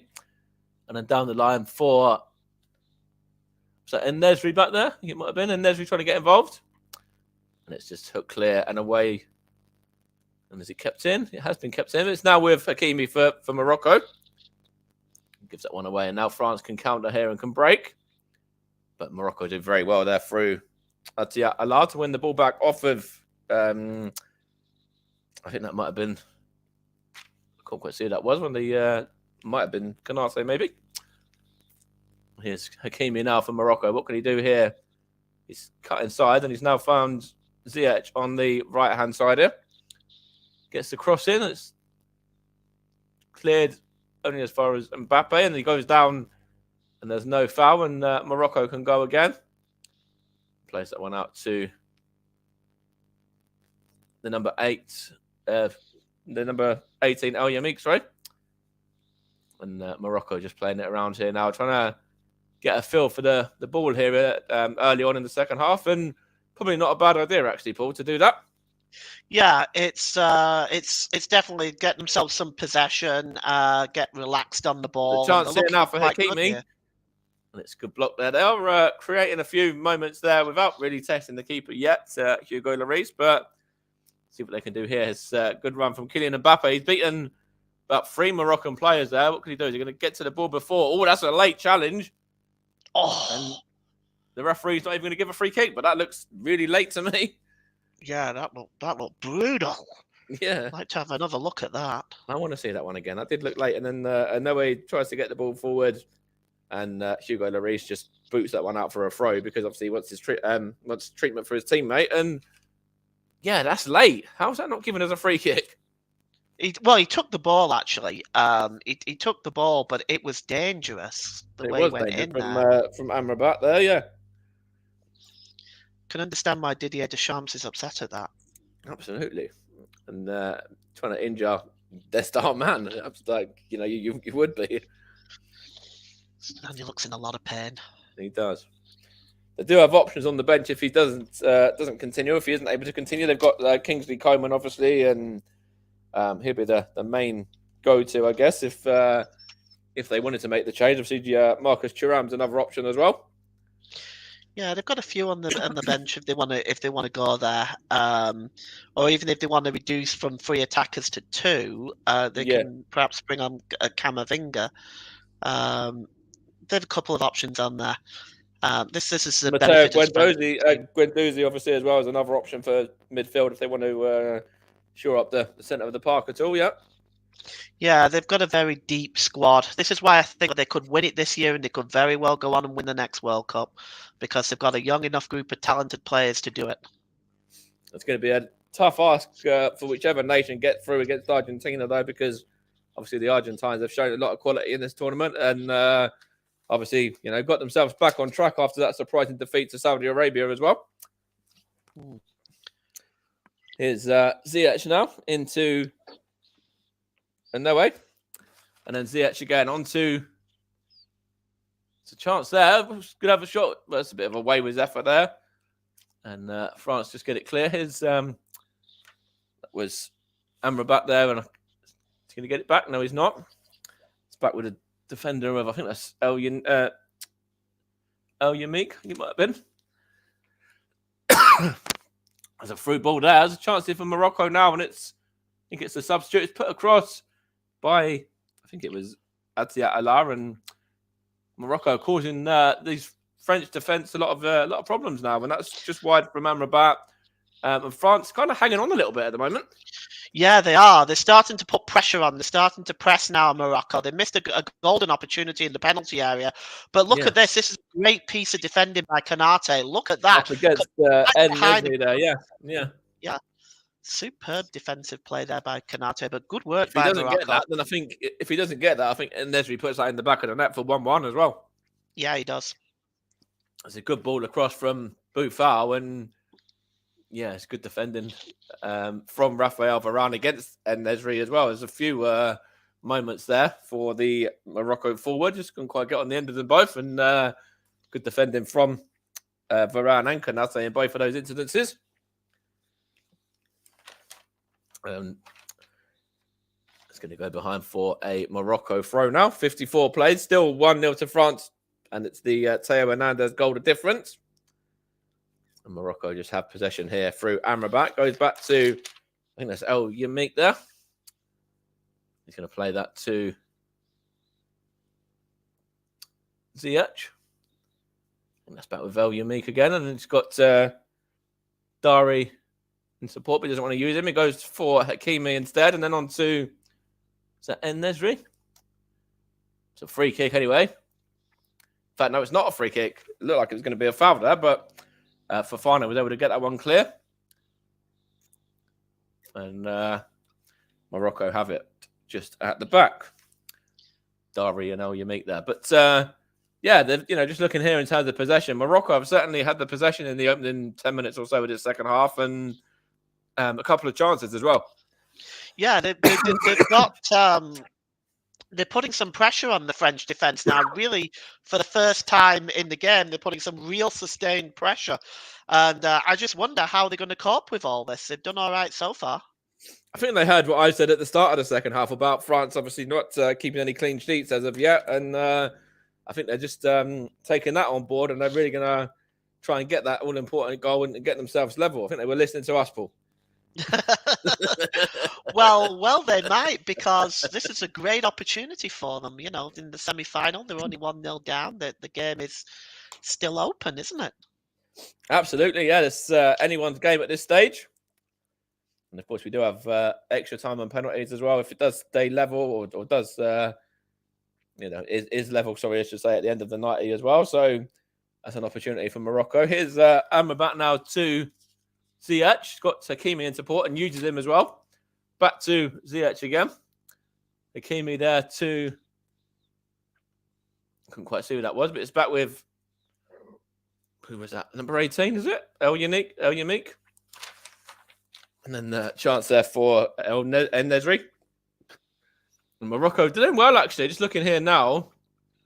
They won the ball back there, Dari. And then that's Ziyech again. And what's he going to... He's going to get a corner out of that as well. And in fact, he's going to have a go at the assistant there, because I think he's given that as a goal kick. But that's all come from good pressing from Morocco, actually. They really didn't give France any time on the ball. You know, they played that one out wide, and Hakimi and then Ziyech was involved as well. And Nesri had a moment there. Griezmann had to get in and defend that one. And then on the second phase there, where they could have had that corner potentially, not quite sure whether it's a corner or a goal kick yet. I think it's given as a goal kick, but they want a corner, and that came from Morocco pressing in the middle of the park. Yeah, I don't think this French team likes this type of press where they're constantly they don't have time on the ball in the defense. I don't think the defense like that. They're not enjoying this press where they're having no time on the ball to build from the back, and it's working for Morocco so far. So it'd be interesting to see how this. I'm interested in seeing how this plays out. Kylian Mbappe caught again in the wars once more for that foul by Dari that time. He's had to go off to get a change of boot. So he's been in the wars a little bit there as Kylian Mbappe in the last few minutes. But I'm sure he expected that one. I'm sure he obviously expected that Morocco weren't going to obviously let him have his way and have free roam on the game. No, he was always going to be put under a lot of physical pressure. As Dembele there is given away to...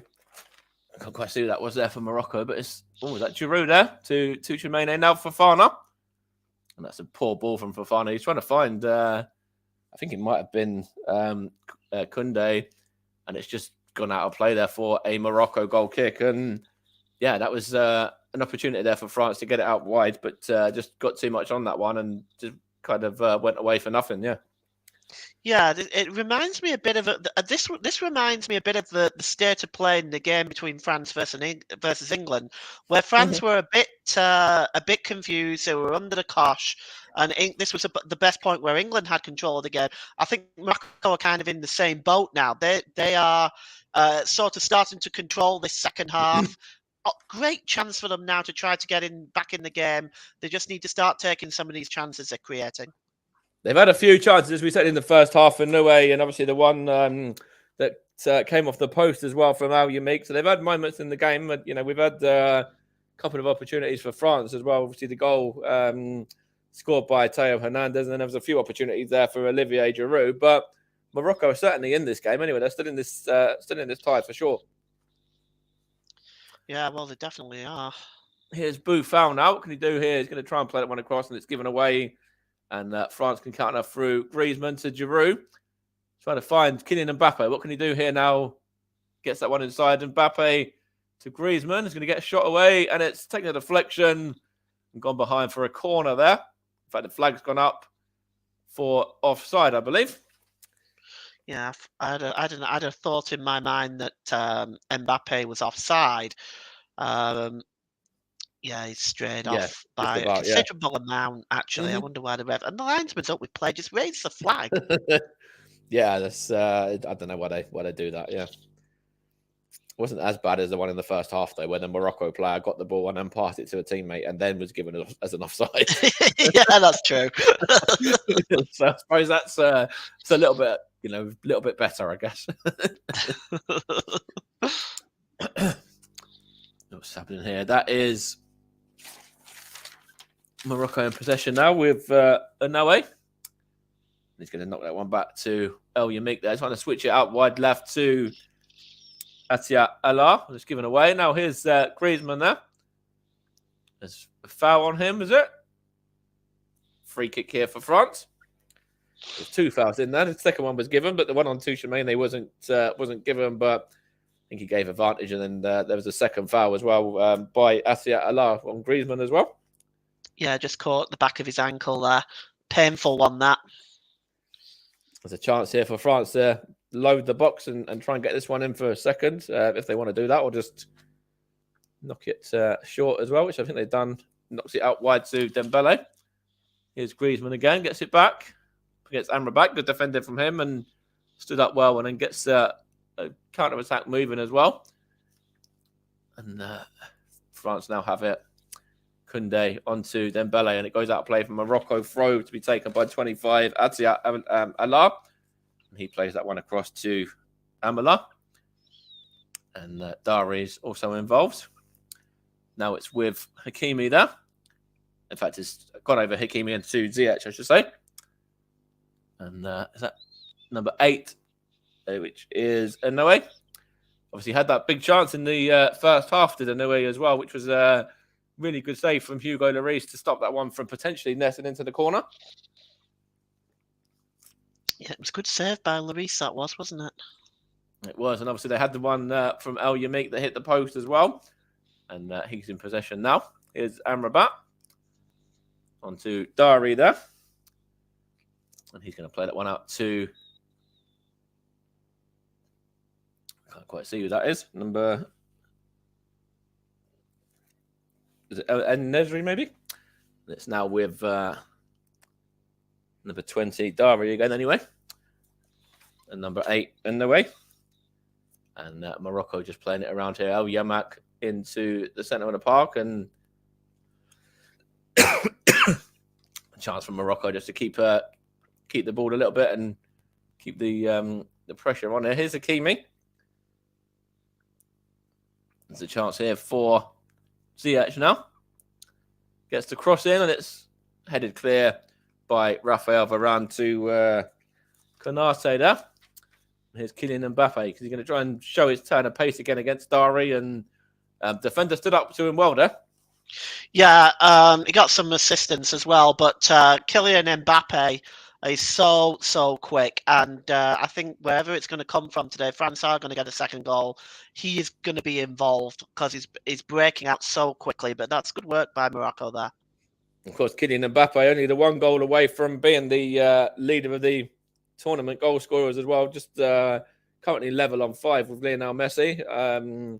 And if he gets the one more, he'll obviously overtake him with Lionel Messi, obviously, in the final. And his Argentina side. And obviously, he's got the opportunity there to lift the trophy and get himself another goal or 2 in the final as well, possibly. Yeah, I think it's be interesting if those 2 are in the final. That'll be very interesting. It should be a great game if that's the case, yeah. Here's Hakimi now for Morocco. To Amrabat there. Just keeps possession just about. Here's Ziyech now. El Yamik to Atia Allah. There's Ziyech. 64 played. It's France 1, Morocco 0. Theo Hernandez, the goal scorer early on for France. And then Morocco have done well since then, and a little bit unlucky not to be level, I think, in this game. As I say that, they just kick the ball out of play, though. So I guess that's a bit of a commentator's curse, isn't it, Paul? That's what they call that one. Happens all the time. Unlucky not to be level, and then the ball just gets booted out of play for a throw-on. But no, actually, Morocco have had moments, haven't they? And they've certainly had chances to get themselves level in this game anyway. Yeah, no question about that. They just haven't taken them, unfortunately. Yeah. Olivier Giroud is going to be replaced here for France, and it's going to be Marcus Thuram who's going to come on to replace him. Giroud, quite ineffective, really, in this game. I know, obviously, he was the difference maker last time out against England, but Morocco have dealt with him well. And here is Thuram in possession now. Another pacey man as well here. And he's going to get through and he's going to get fouled. The referee says no, but he's not going to give this one up. He's going to try and battle up against Dari and battles well when Dari just sees it out for a throw. But yeah, Olivier Giroud, compared to what it was like on the quarter-final day, it's not really been Olivier Giroud's night, has it, today? No, it's not. He's been well marshalled by this Moroccan defence. Nobody can deny it. He's really been shut down, which is really what they needed to do, because Giroud is very dangerous in the 6-yard box. And Nesri is just going to be making way now for Morocco, be replaced by Hamdallah. Boufal is going to be making way as well to be replaced by the number 14, Aboukalal. That's a strange one for me. Two of Morocco's biggest threats, but there it is. That's right, and is that their complete selection of subs made now, or have they got one more? I don't know. It depends on whether the late change was considered a substitution. Yeah, Russ said at half-time that he didn't believe that it was. I think they do have one more that they can use, I believe. Okay. Here is the number 8, Inoue now to Amrabat. There's a chance here for Morocco to get it moving forward. He's going to go into Ziyech now. And Ziyech going to play this one out. Is it to the left back? In fact, it's towards the forward there. Let's see across. Oh, it's a chance here for the substitute Hamdallah. And Hugo Lloris there beat his man to it. In fact, it might have been number 14 at Bukalau as well, also involved. Yeah, just went over his head, that, Mike. If he'd have just got anything on that, he could have diverted it in. Let's have a look here. It's a good opportunity. Is that a foul there on the Morocco man? Not quite sure, but it's a good opportunity there. And the ball in. It was the Bukalau that just couldn't quite get on the end of that one. Hugo Lloris did well there. France just made that one sub so far with Marcus Thuram coming on for Olivier Giroud. They've still got quite a lot of options on the bench if they want to use. And here is Thuram now, the France number 20, or 26, sorry, I should say.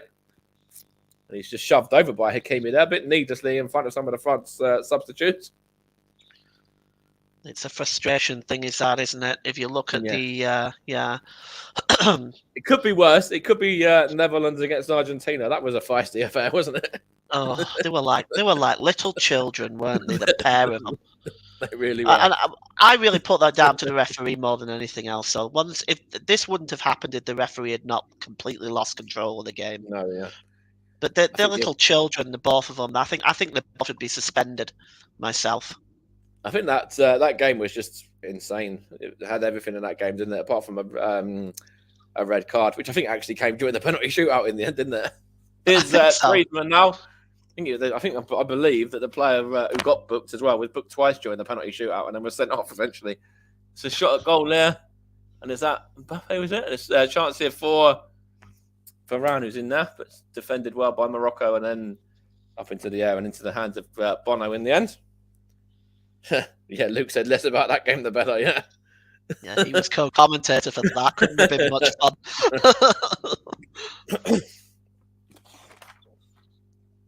Absolutely. And who was on main comms? Was it JB? JB. Or was it... Yeah, JB. The one who absolutely loves a fight. Here's Dembele now. And there's number 15 for Morocco. Just tidies that one up, which is Amala.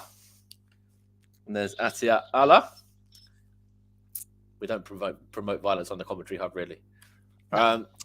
There's Dari now. Onto Hakimi, sorry. And that's Hakimi there. Just knocks that one down the line for the number 9, Hamdallah. Given away. There's a good turn, actually, from... I think that might have been Canase, was it? Here's Marcus Thuram anyway. Just bundled to the floor, is he? Referee is going to give that as a free kick. So it is a France free kick here in a dangerous position as well. Dari, the man that has been adjudged to have fouled Thuram there. And I don't know why he's shaking his head. It was done deliberately. It was to stop France getting further ahead. That should be a yellow card in my mind, actually. I think we've only had the one yellow, I believe, in this game, which was both fouls, wasn't it? I don't think we've had many anyway. No. It's not really been too much of a dirty game. It has been quite stop-start, though. Yeah, there's been a few challenges that have been a bit meaty, shall we say. But I don't think there's been anything particularly violent about it. I think it's been okay. Here's Griezmann. Now, apparently, Denzel Dumfries was sent off in the penalty shootout as well after 128 minutes. So apparently I was right. It was during the penalty shootout. I lost count. That penalty shootout. There was 22 on the pitch. I think probably 18 of them got booked. So it was something mad like that anyway. There's lots and lots of yellow cards.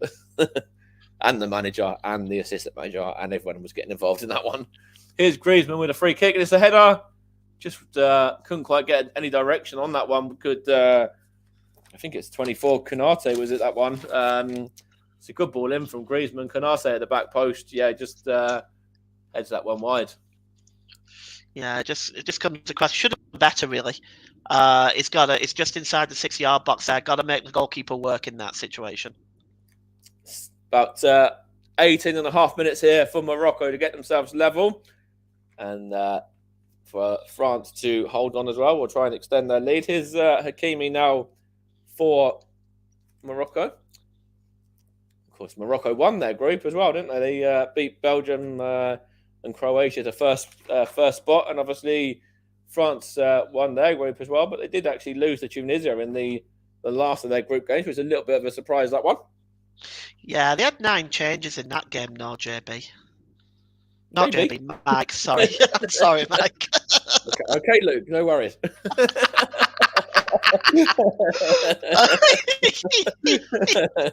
I am bad with names. I admit it. I'm not. I just thought I'd get my own back. France just having it around, playing it around to, at the back now. Varane and Konate, and then there's Varane once more. And he's going to play that one out to the right back of Koundé. And then there's Hugo Lloris. Going to knock that one forward. Is Thuram now looking for Mbappe, who's got a bit more central now with Giroud going off. And it's going to be seen through to Bono in the Morocco goal there.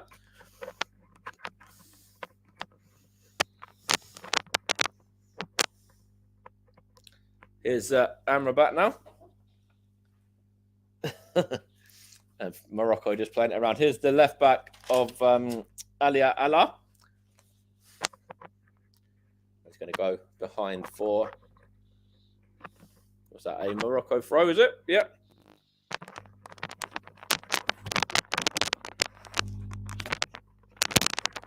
There's Hakimi there. And Ziyech involved as well. Ziyech now. Here is Amrabat there, giving away. Chance for France to break. Here is Thuram there. Finds, was that Tuchemani there, was it? That is Fofana there. Just couldn't quite get any direction on that one. And goes behind for a goal kick. Getting a lot of space in the penalty area, Mike. Created an opportunity there. He's got to hit the target, really. Yeah, that's right. It's a big opportunity there for Fofana. And Morocco are countering now with Ziyech. Here is the number 8, Anoué. There's a chance there. Good defending from Varane and Griezmann. Is he fouled? Referee says yes, he was.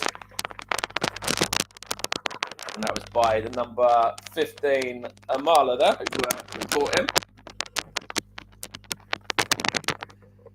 Just coming up to around about 15 minutes to go with this second semi-final. Wasn't much in that foul. I think if anything, it was anything Griezmann ran into the Moroccan player, really.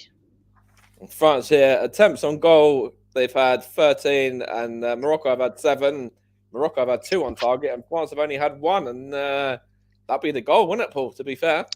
Yeah, that's it. Morocco have defended so well. They've done such a good job on this front line for France. Morocco going to get a substitute ready as well, which I think is the number 16, Ezozuli. That's going to be coming on in a moment. It's a mouthful, isn't it? It is. Here's a chance, though, for Morocco here. The number 9 is going to get a shot away, which is Hamdallah. In fact, he doesn't. He lets that one roll instead, and it's now... Is that Atia Allah? In fact, it might be Atia Allah now. It is, in fact, from... I think it might have been Abu Kalam before. And France done well just to stifle him out there, and then got a bit of a breakaway as well. Here is Tuchemani, is that? Is it Fofana? I can't quite see. But anyway, it's out to Thuram now. And that is Tuchemani there, and Mbappe involved as well. In fact, it wasn't Mbappe. It was Varane, sorry, I should say. Was it? Or no, it was actually Hernandez. I'll get there eventually. Here's Hernandez again. And now it's Konate. See whether the Moroccans can hold out for an extra minute or two and they'll be able to get that sub on. And see what he can do. It's a chance here, and it's gone all the way out for a goal kick, and I'm sure that'll be the Morocco's chance to get that sub on as well now. Let's have a look at this here from... He's got to shoot. That's, yeah, yes. Hamdallah. I don't know what he's doing now. He's got to shoot first time, or, he's just let that roll a couple of times, and in the end, he gets too wide. Waited too long, really, with that, didn't he? He waited too long, absolutely. Yeah. I'm not too sure whether Nesri would have done that. I think the way that he's been performing in this tournament, he would have been straight on that one and would have been hitting that one straight away, I think. First time, yeah. Here is Hakimi now to Ziyech, and then Ziyech to Amrabat, and then out it goes. Is it kept in? It is as well, and it's Aboukalao just loses out there. In fact, Morocco have it back though with El Yamik, and it's now Aliat Allah. Was it Aliat Allah? Or was this Aliat Allah? But it's a chance anyway for Morocco down. It's going to take a deflection of it and go behind. That's Hamdallah that time.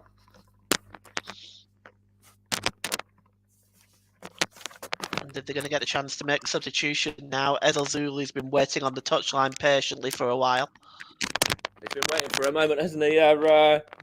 It's the number 15, which is Amdallah coming off. So the substitute is going to be replaced.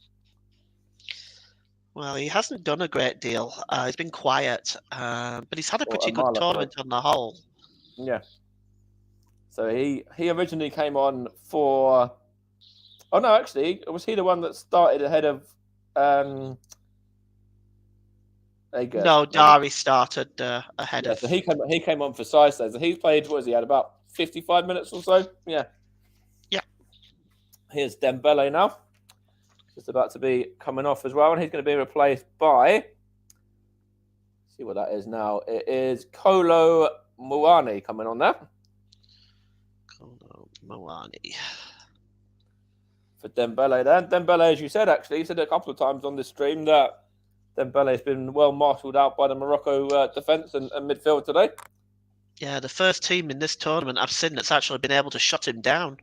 Yeah, they've done very well on that aspect, on that regard. And that was Ezo Zuli that came on for Morocco there. And here's a chance for France now, and it's Kylian Mbappe there. What's he going to do? He's going to knock it to Thuram. Marcus Thuram there to Mbappe. Mbappe, good feet from him. Gets a chance there, and it's in by the substitute. He's only been on the pitch for a matter of seconds there.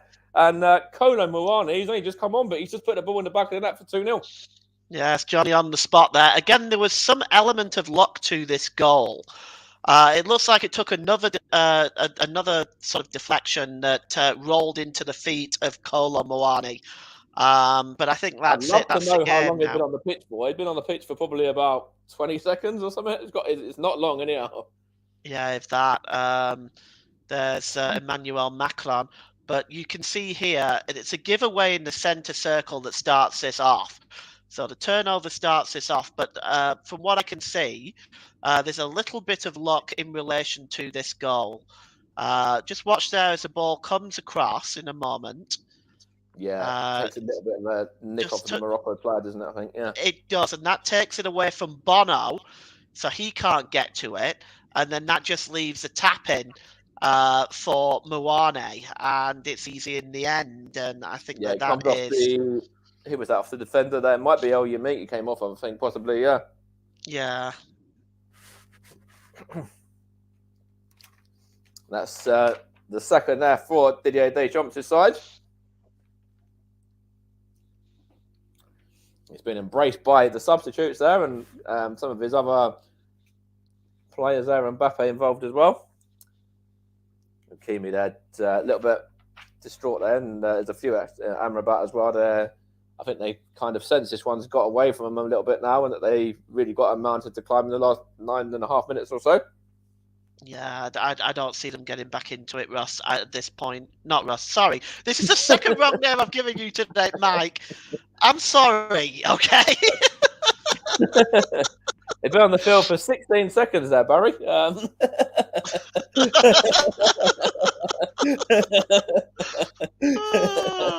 Oh dear. I know, Mike.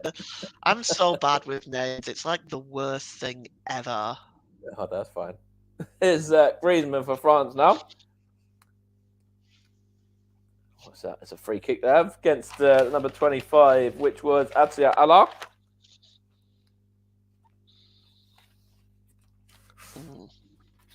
Well, that goal started with the turnover in midfield in the centre circle. That's what started for that. And then they were just not able to recover from that. So defensively, not great that time, but they were caught out at the back. But I still maintain there was some element of fortunate from that deflection. No, I think you're right. I think both goals have been very fortunate for France. Deflections on both the first and the second, and then obviously two decent finishes. But they'll be ruining their luck a bit, Morocco. It's deflections that have gone against them for both goals. Yeah. Yeah, but I mean, I think at this point, Morocco, like I said, they'll go home and they'll go home as heroes. I mean, they've still got obviously a chance to get third place as well. They'll be playing against Croatia by the looks of things, and obviously they drew 0-0 in the group, so a chance for potentially getting third place still yet for them if they go out. If they lose, sorry, I should say. And it's very doable for them because, especially what I was seeing of Croatia yesterday, they fell apart after the first goal. Yeah, they did, and obviously, Morocco in the same group as Croatia, they'll know each other as well. And obviously, I said they drew 0-0 prior, so Morocco have got an opportunity in that one for sure. Here is number 16 there, which was, I think that was Ezouzuli. And he's going to play for a France throw anyway. Let's have a look at this goal again, was it? It's Mbappe. He just knocked it onto Thuram, and then Thuram just played it back to Mbappe again. He got very fortunate, as we say, a couple of times there. And then it was put onto a plate, really, for Kolo Muani to put it in. Yeah. I don't think they were anticipating the slight deflection. That's the thing. No. But they were caught out with a ball given away in midfield anyway. So at that point, they were already disorganised at the back. So what we got here? We got, 83.5 minutes on the clock. So I'm going to have to come to you in a few minutes, about a minute and a half, 2 minutes for your player of the match as well. So if you start thinking about that one, if you haven't already got any names in mind. I've got one or two names in mind. Right. Here's a chance for Morocco to get themselves a goal back, though, through Hakim Ziyech. There's a chance here from this free kick. There's a bit of a fight going on here in the middle of the park as well, in the middle of the area, so I'd say as well. Dari's involved, and I think Konate's involved with it as well. I'm not too sure what that's. I think El Yamik was involved as well there. A little bit of something going off there. Now the referee's going to call El Yamik over and have a word with him and Rafael Varane as well. But something was happening there. There's a bit of handbags there for a minute. Yeah, but look at how well the referee deals with that. He disables it completely by pulling the players away. He did do a very good job there. Did the referee on that occasion. Whipped in there from Ziyech, but given away. And now France could counter, but it's given away there by Kolo Muani. Here is... I couldn't quite see who that was from Morocco there, but it's gone out of play from a Moroccan throw anyway. Teo Hernandez, obviously, the first goal scorer, Kolo Muani, the second goal scorer there. And the game probably pretty much France is to lose now. And here is Amrabat. Amrabat plays it across to Ziyech. And there is Hakimi. And into Amrabat once more. Knocks that one out to the left-hand side for Atia Alar. Knocks it into El Yamik there. And Morocco just playing it around in Anoui's involved as well. And it's going to be a chance here to get the delivery in. It's a header. It's back with Ziyech now. Chance here to get the beating of his man, and he can't quite do that. And good defending from Konate there. And 86 minutes almost, Paul. Player of the match time. Who have you gone with? Oh, I've had about 3 or 4 in the French team that I had in mind, but I am going to go with Hernandez, Teo Hernandez. Defensively, he's been excellent. He's got forward and helped create chances for France as well. I also want to give special mentions to Konate and to Khomeini. They were also on my list, as well as Griezmann, but I've decided to go with Hernandez for player of the match. I think he's a very solid shout, actually, and obviously he got the ball rolling with that first goal as well. And yeah, great finish that one was. The way he just put that one into the ground, and then obviously got the beating of Bono and obviously the man on the line as well. Yeah, absolutely. That was a quality finish. It really was. A lot of luck in the build up to the goal, but a quality finish. Bit of luck on the first and the second goal, as I was saying before. Here is Hakimi now from Ziyech, and Hakimi there cuts inside of it. He's going to go try and bring it out wide against Hernandez, and Hernandez defends that one very well there, and I think the ball had gone out of play at it there. Yeah. So it's a goal kick for France, and again, that's probably a good reason there for Theo Hernandez for man of the match. Another very good bit of defending. Yeah, he's done his job today very well at the back defensively. He's also got forward well. I've been very impressed with him. I was leaning towards Tuchemani, but I just think Hernandez has had a much more of an impact on things. He's had a very good game, and Tuchemani's had a good game as well. There's been a few in there that have for France, and of course these Moroccan players and this Morocco side issues. Griezmann has mentioned as well. Here's Amrabat now for Morocco, and it's Asia Allah given away there. Griezmann does well there, and France just have it here with Hugo Lloris now, the goalkeeper. Just clears that one forward. It's good head in the air from, I think that's El Yamik, was it? And France just playing it around here now. Griezmann's got it for the French side. Tries to find Kolo Muani, the second goal scorer there. Here's Varane. There's Konate now. Thuram, was it Thuram or was it? In fact, it might have been Fofana, was it? Or Tuchemani anyway. Now it's Konate for sure. And then back to the goalkeeper, Lloris. About a minute of the 90 to play. And that's a good ball there. And it's Thuram just loses out. There's Hakimi now. There's Amrabat. And he plays that one to Anoué, I think that was there. Amrabat here now. What can he do? He's going to try and get the ball moving out to the left-hand side for Atia Allah.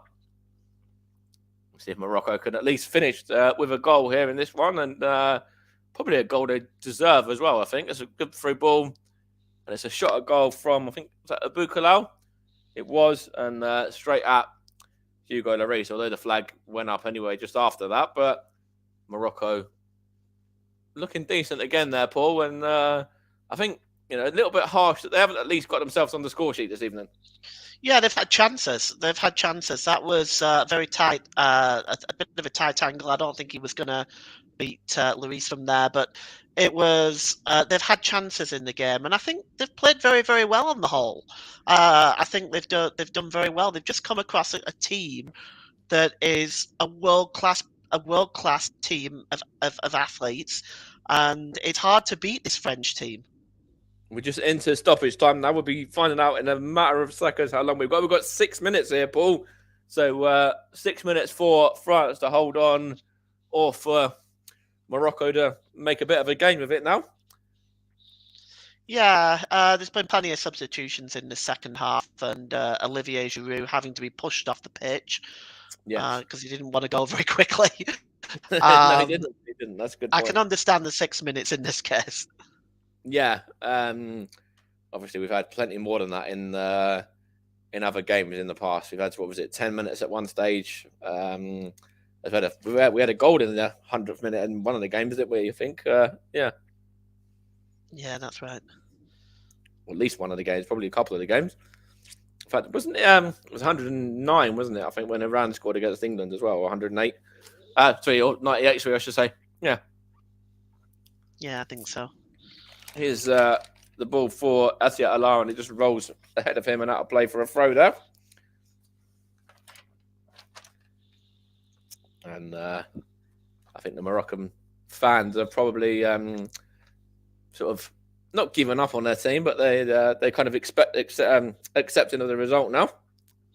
Yeah, I've just seen a few of them in tears. It's always upsetting to see that. It's not easy to lose. As fans, we know that. Absolutely. His Mbappe, good turn from him as well. Just nutmegged Amrabat there, and into the area he goes. That's good defending there from, I think, was it Hakimi? It was indeed. That's good play from Hakimi there. And, that was Kylian Mbappe just nutmegging somebody at will. And that was, what Kylian Mbappe can do to teams. Yeah. If I had to pick a player of the match for Morocco, it would have been Hakimi. Yeah, he's done well. Yeah, and Ziyech has played well as well, actually, I think, too. Yeah.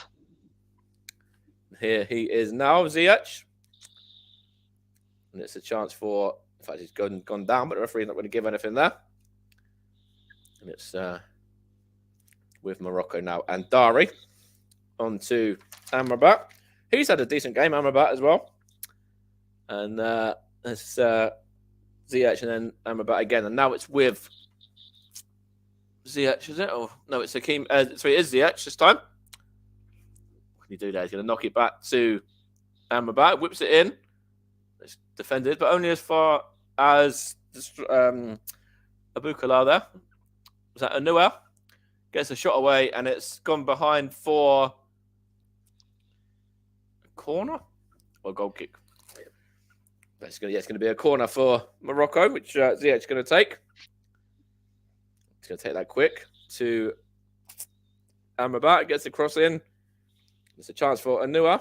Gets the shot away, deflected and played up into the air there by the France man up towards Thuram. And was that El Yamik there? In fact, it was, it might have been El Yamik to the goalie Bono. And there is the number 16, Ezozuli. There's a chance here now. Good work. Knocks it back to Z. There's a shot at goal. They very nearly got that goal. It's off the line there. And again, that was one of the defenders, Kunde, I think that time. And Morocco just inches away from getting themselves a goal there. And not too sure what they're having to stoppage for it. It looks like Ezozuli, when he broke in now, what a wonderful piece of work by him. But I think he left it too late to make the pass. But great break into the penalty area. It's off the line in the end as well. Now it's with the 25, Asia Allah. Now Hakim, and now Ziyech. Oh, that was a bit of an overhead kick there, but he just whacked the France player. What was that? I couldn't quite see who it was. They just tried to do what they did in the first half, where it was the number 9 this time, Hamdallah. Tried to get a bicycle kick kind of thing on that one, and just got it all wrong and ended up kicking the France player instead. Yeah, it looked like he caught Rafael Varane in the head there. That would have been painful. This was the chance. It was Anua's effort originally. Gets the touch off of... Well, in fact, it was just inches away from Hamdallah, and if he gets on anything on that one, that's 2-1, yeah. Yeah, that was good work by Kunde there, because I think Lloris had lost the track of the flight of the ball. Into the last minute of stoppage time now. France are pretty much dead certs now to book their place in Sunday's final against Argentina. It's third place for Morocco and Croatia to see who can get that third place and that bronze medal in the tournament. But as we said earlier, these Morocco players and these Morocco fans and this Morocco team will be very proud of their performance, not just in the tournament, but tonight as well. Yeah, they've been outstanding to a man all the way through the tournament, and you can see the heartbreak on these Morocco fans. You'll see it on the players in about 30 seconds, but they really can be. It's so proud of what they've achieved, not just for Morocco, but for Africa as a continent, being the first African team in the semi-final. Yeah, absolutely. And of course, they've only conceded 3 goals all tournament as well, which is great. Great going from them. And obviously in this game here, they've had a lot of defensive issues to deal with as well, where, a couple of 4 substitutes, but, they made a few other subs as well. So they've actually changed pretty much all of their back line. They made, 4 defensive changes from the 5 that started as the final whistle was blown there. And France are in the final against Argentina on Sunday, thanks to goals from Theo Hernandez and Kolo Muani. Been on the pitch for 16 seconds before he scored the second goal there. Great fight from Morocco, but it's France that progressed through.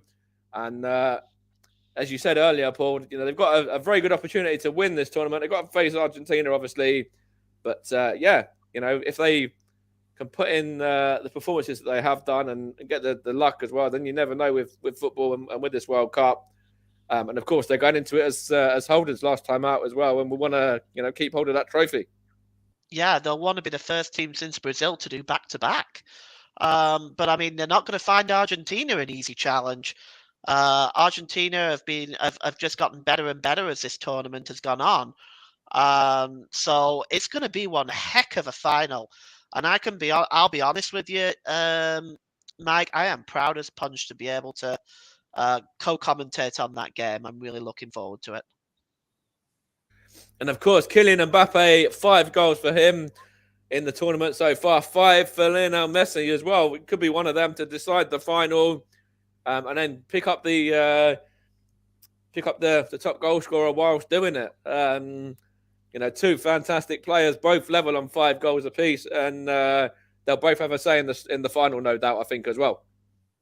Yeah, absolutely. To watch those 2 head-to-head in the final is going to be extremely exciting. I think we're going to be treated to a fantastic game of football. And before I hand back to Nicholas as well, France, good performance from them. Got a bit fortunate with the 2 goals, as we said earlier, deflections for both. And Morocco, they've had a very good tournament. We said it before. And obviously, beaten by a good France side here. And no shame on them for getting beat by 2-0, putting up a good fight as well. They had chances. And on another day, could be 1-1 at halftime. Could maybe even be 2-1 up at halftime with some of those chances as well. They've given it their all today.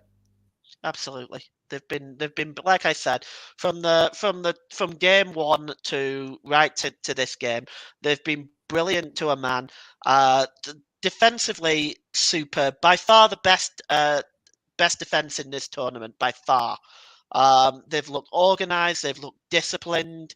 And they've been brilliant, and they can go home and after the 3rd place playoff and be so proud of themselves. And you know what? For individually, career wise, for these players, they're going to start seeing some shake up on that. Yeah, I'm sure they will. There's plenty of good players here in this Morocco team as well, and these players are going to probably get some decent moves out of it in years to come as well. So, well deserved as well on the way that they've played.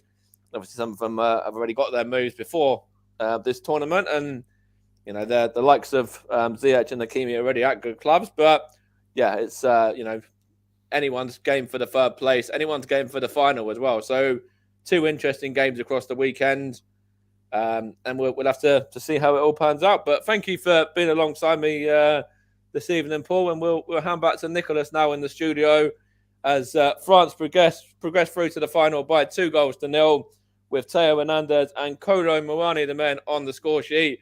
Morocco still got the opportunity for 3rd place, and I'm sure any Morocco fan would bite your hand off for that. Would bite your hand off for that one, or they certainly would have done at the start of this tournament. And yeah, France Argentina for the final on Sunday. Messi against Mbappe. Looking forward to that one. Thanks, Mike. As am I as well. So well done. So well done to you. So well done to you and Paul for providing the commentary for the semi-final. And we all said and we did say at the top of the show that it wasn't that we didn't want it to be a completely one-sided game. That we didn't want it to be a completely one-sided game. And Russ Vernon, we got our wish. We did, Nicholas. It was a fantastic game. Morocco put in a fantastic performance. They were unlucky to lose out by 2-0. They had the chances, did Morocco, as we all wanted at the start. I know I didn't say this on air at the start, but I was thinking I didn't want it to be a one-sided game. I didn't want France to score 4, 5, 6 goals, which some countries probably would have done against Morocco. But Morocco dug in deep and put a brave and valiant performance in.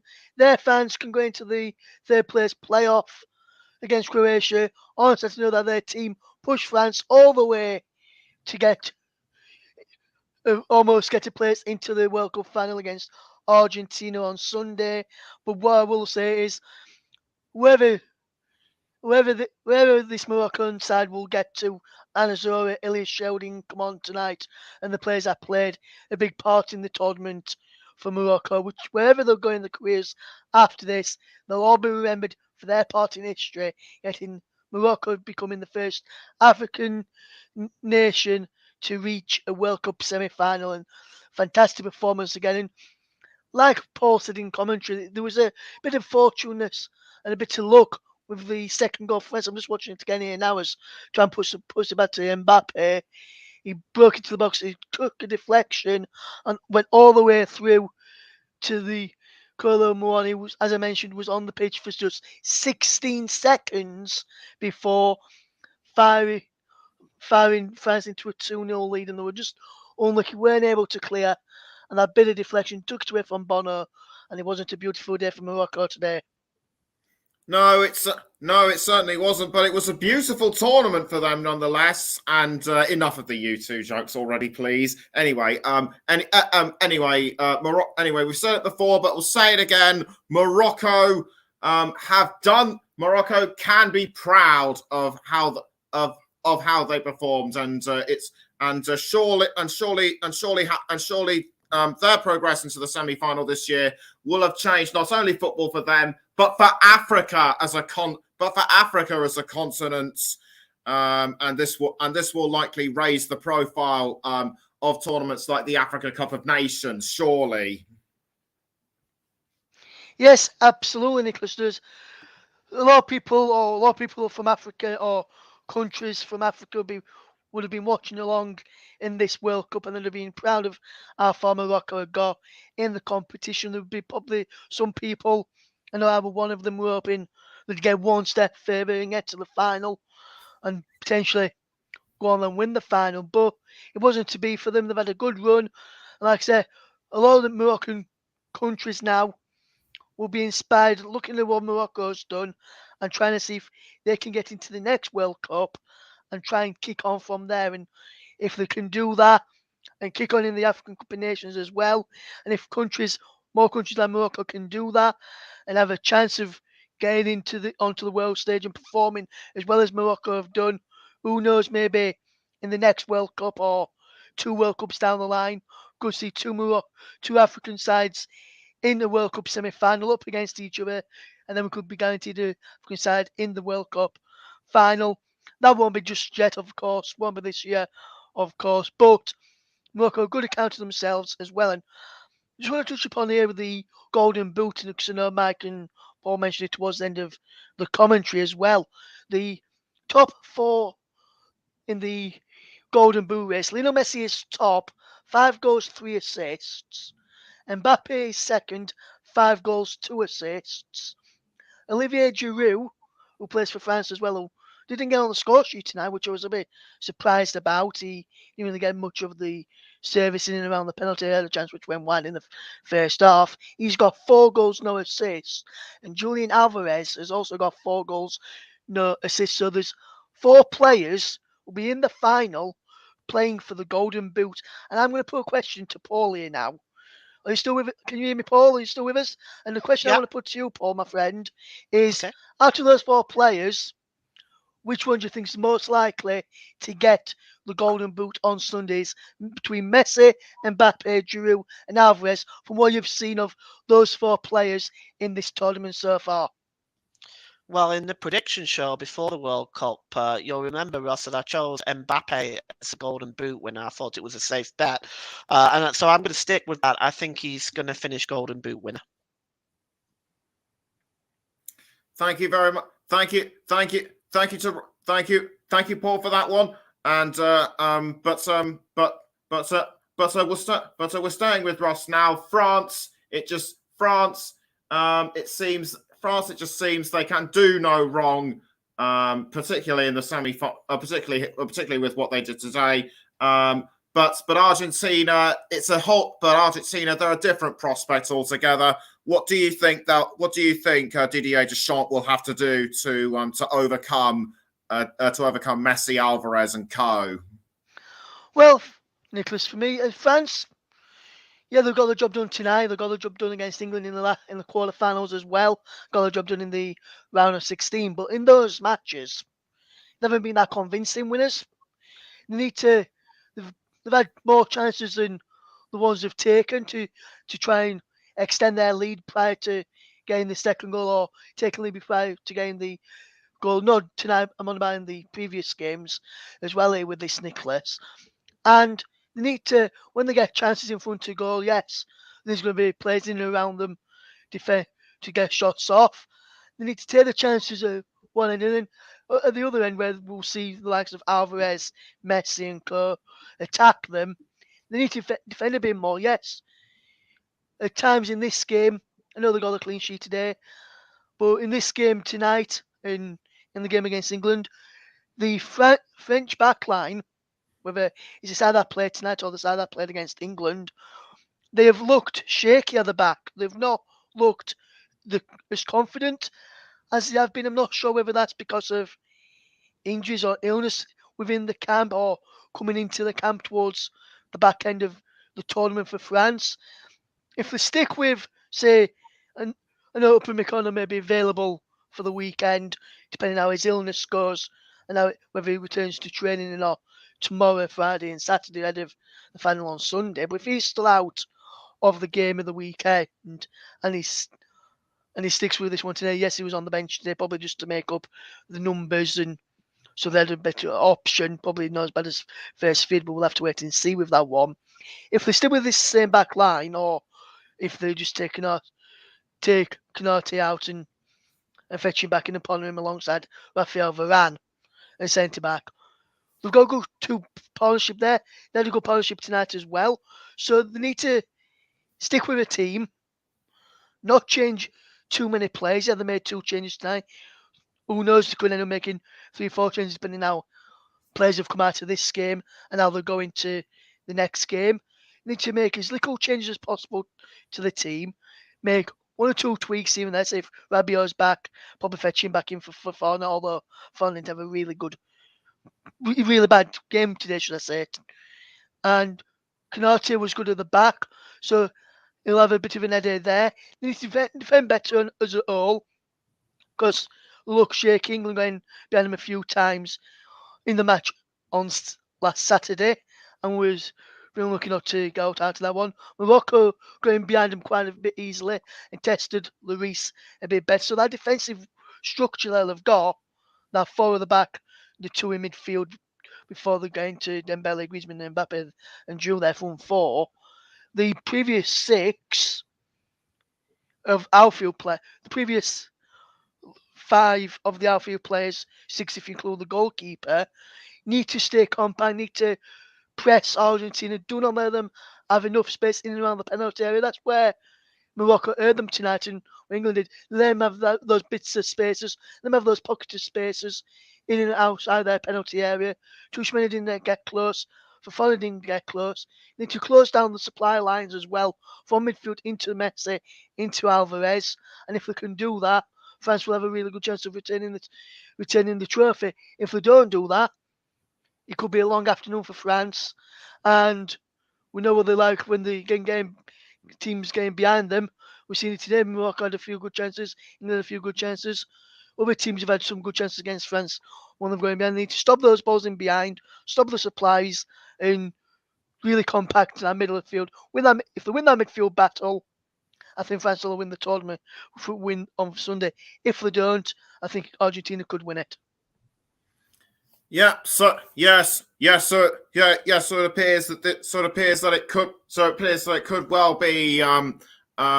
So it appears it could well be both-sided. France will have given us a taster of what they will perform on Sunday. So my thanks to Mike Harneman, Paul James, and Russ Vernon for their contributions for tonight's programme. And before the final on Sunday, there is the small matter of the 3rd place playoff between Croatia and Morocco. Who will just get that small slice of glory at the end? Will join me at 3 o'clock. Will join me at 3 o'clock on Saturday to find out. And then on Sunday, it is the one we've all been waiting for, the World Cup final Argentina against Morocco. Join myself, John JB Stottard, and Paul James to find out who will take overall honours and win that famous Jules Rimet trophy. We may have special. We're hoping to have some special guests on and off throughout the final on Sunday. But we will let you know, of course. But we will let you know in due course. Do please check our Twitter page at Commentary Live 1 do please check out our Twitter page at Commentary Live 1 closer to the time when we will have confirmation. So France have beaten Morocco, and they are now and have reached the World Cup final. Remember, they could be the first team, the first nation, I should say, to win the tournament back-to-back since Brazil in 1962. Good night.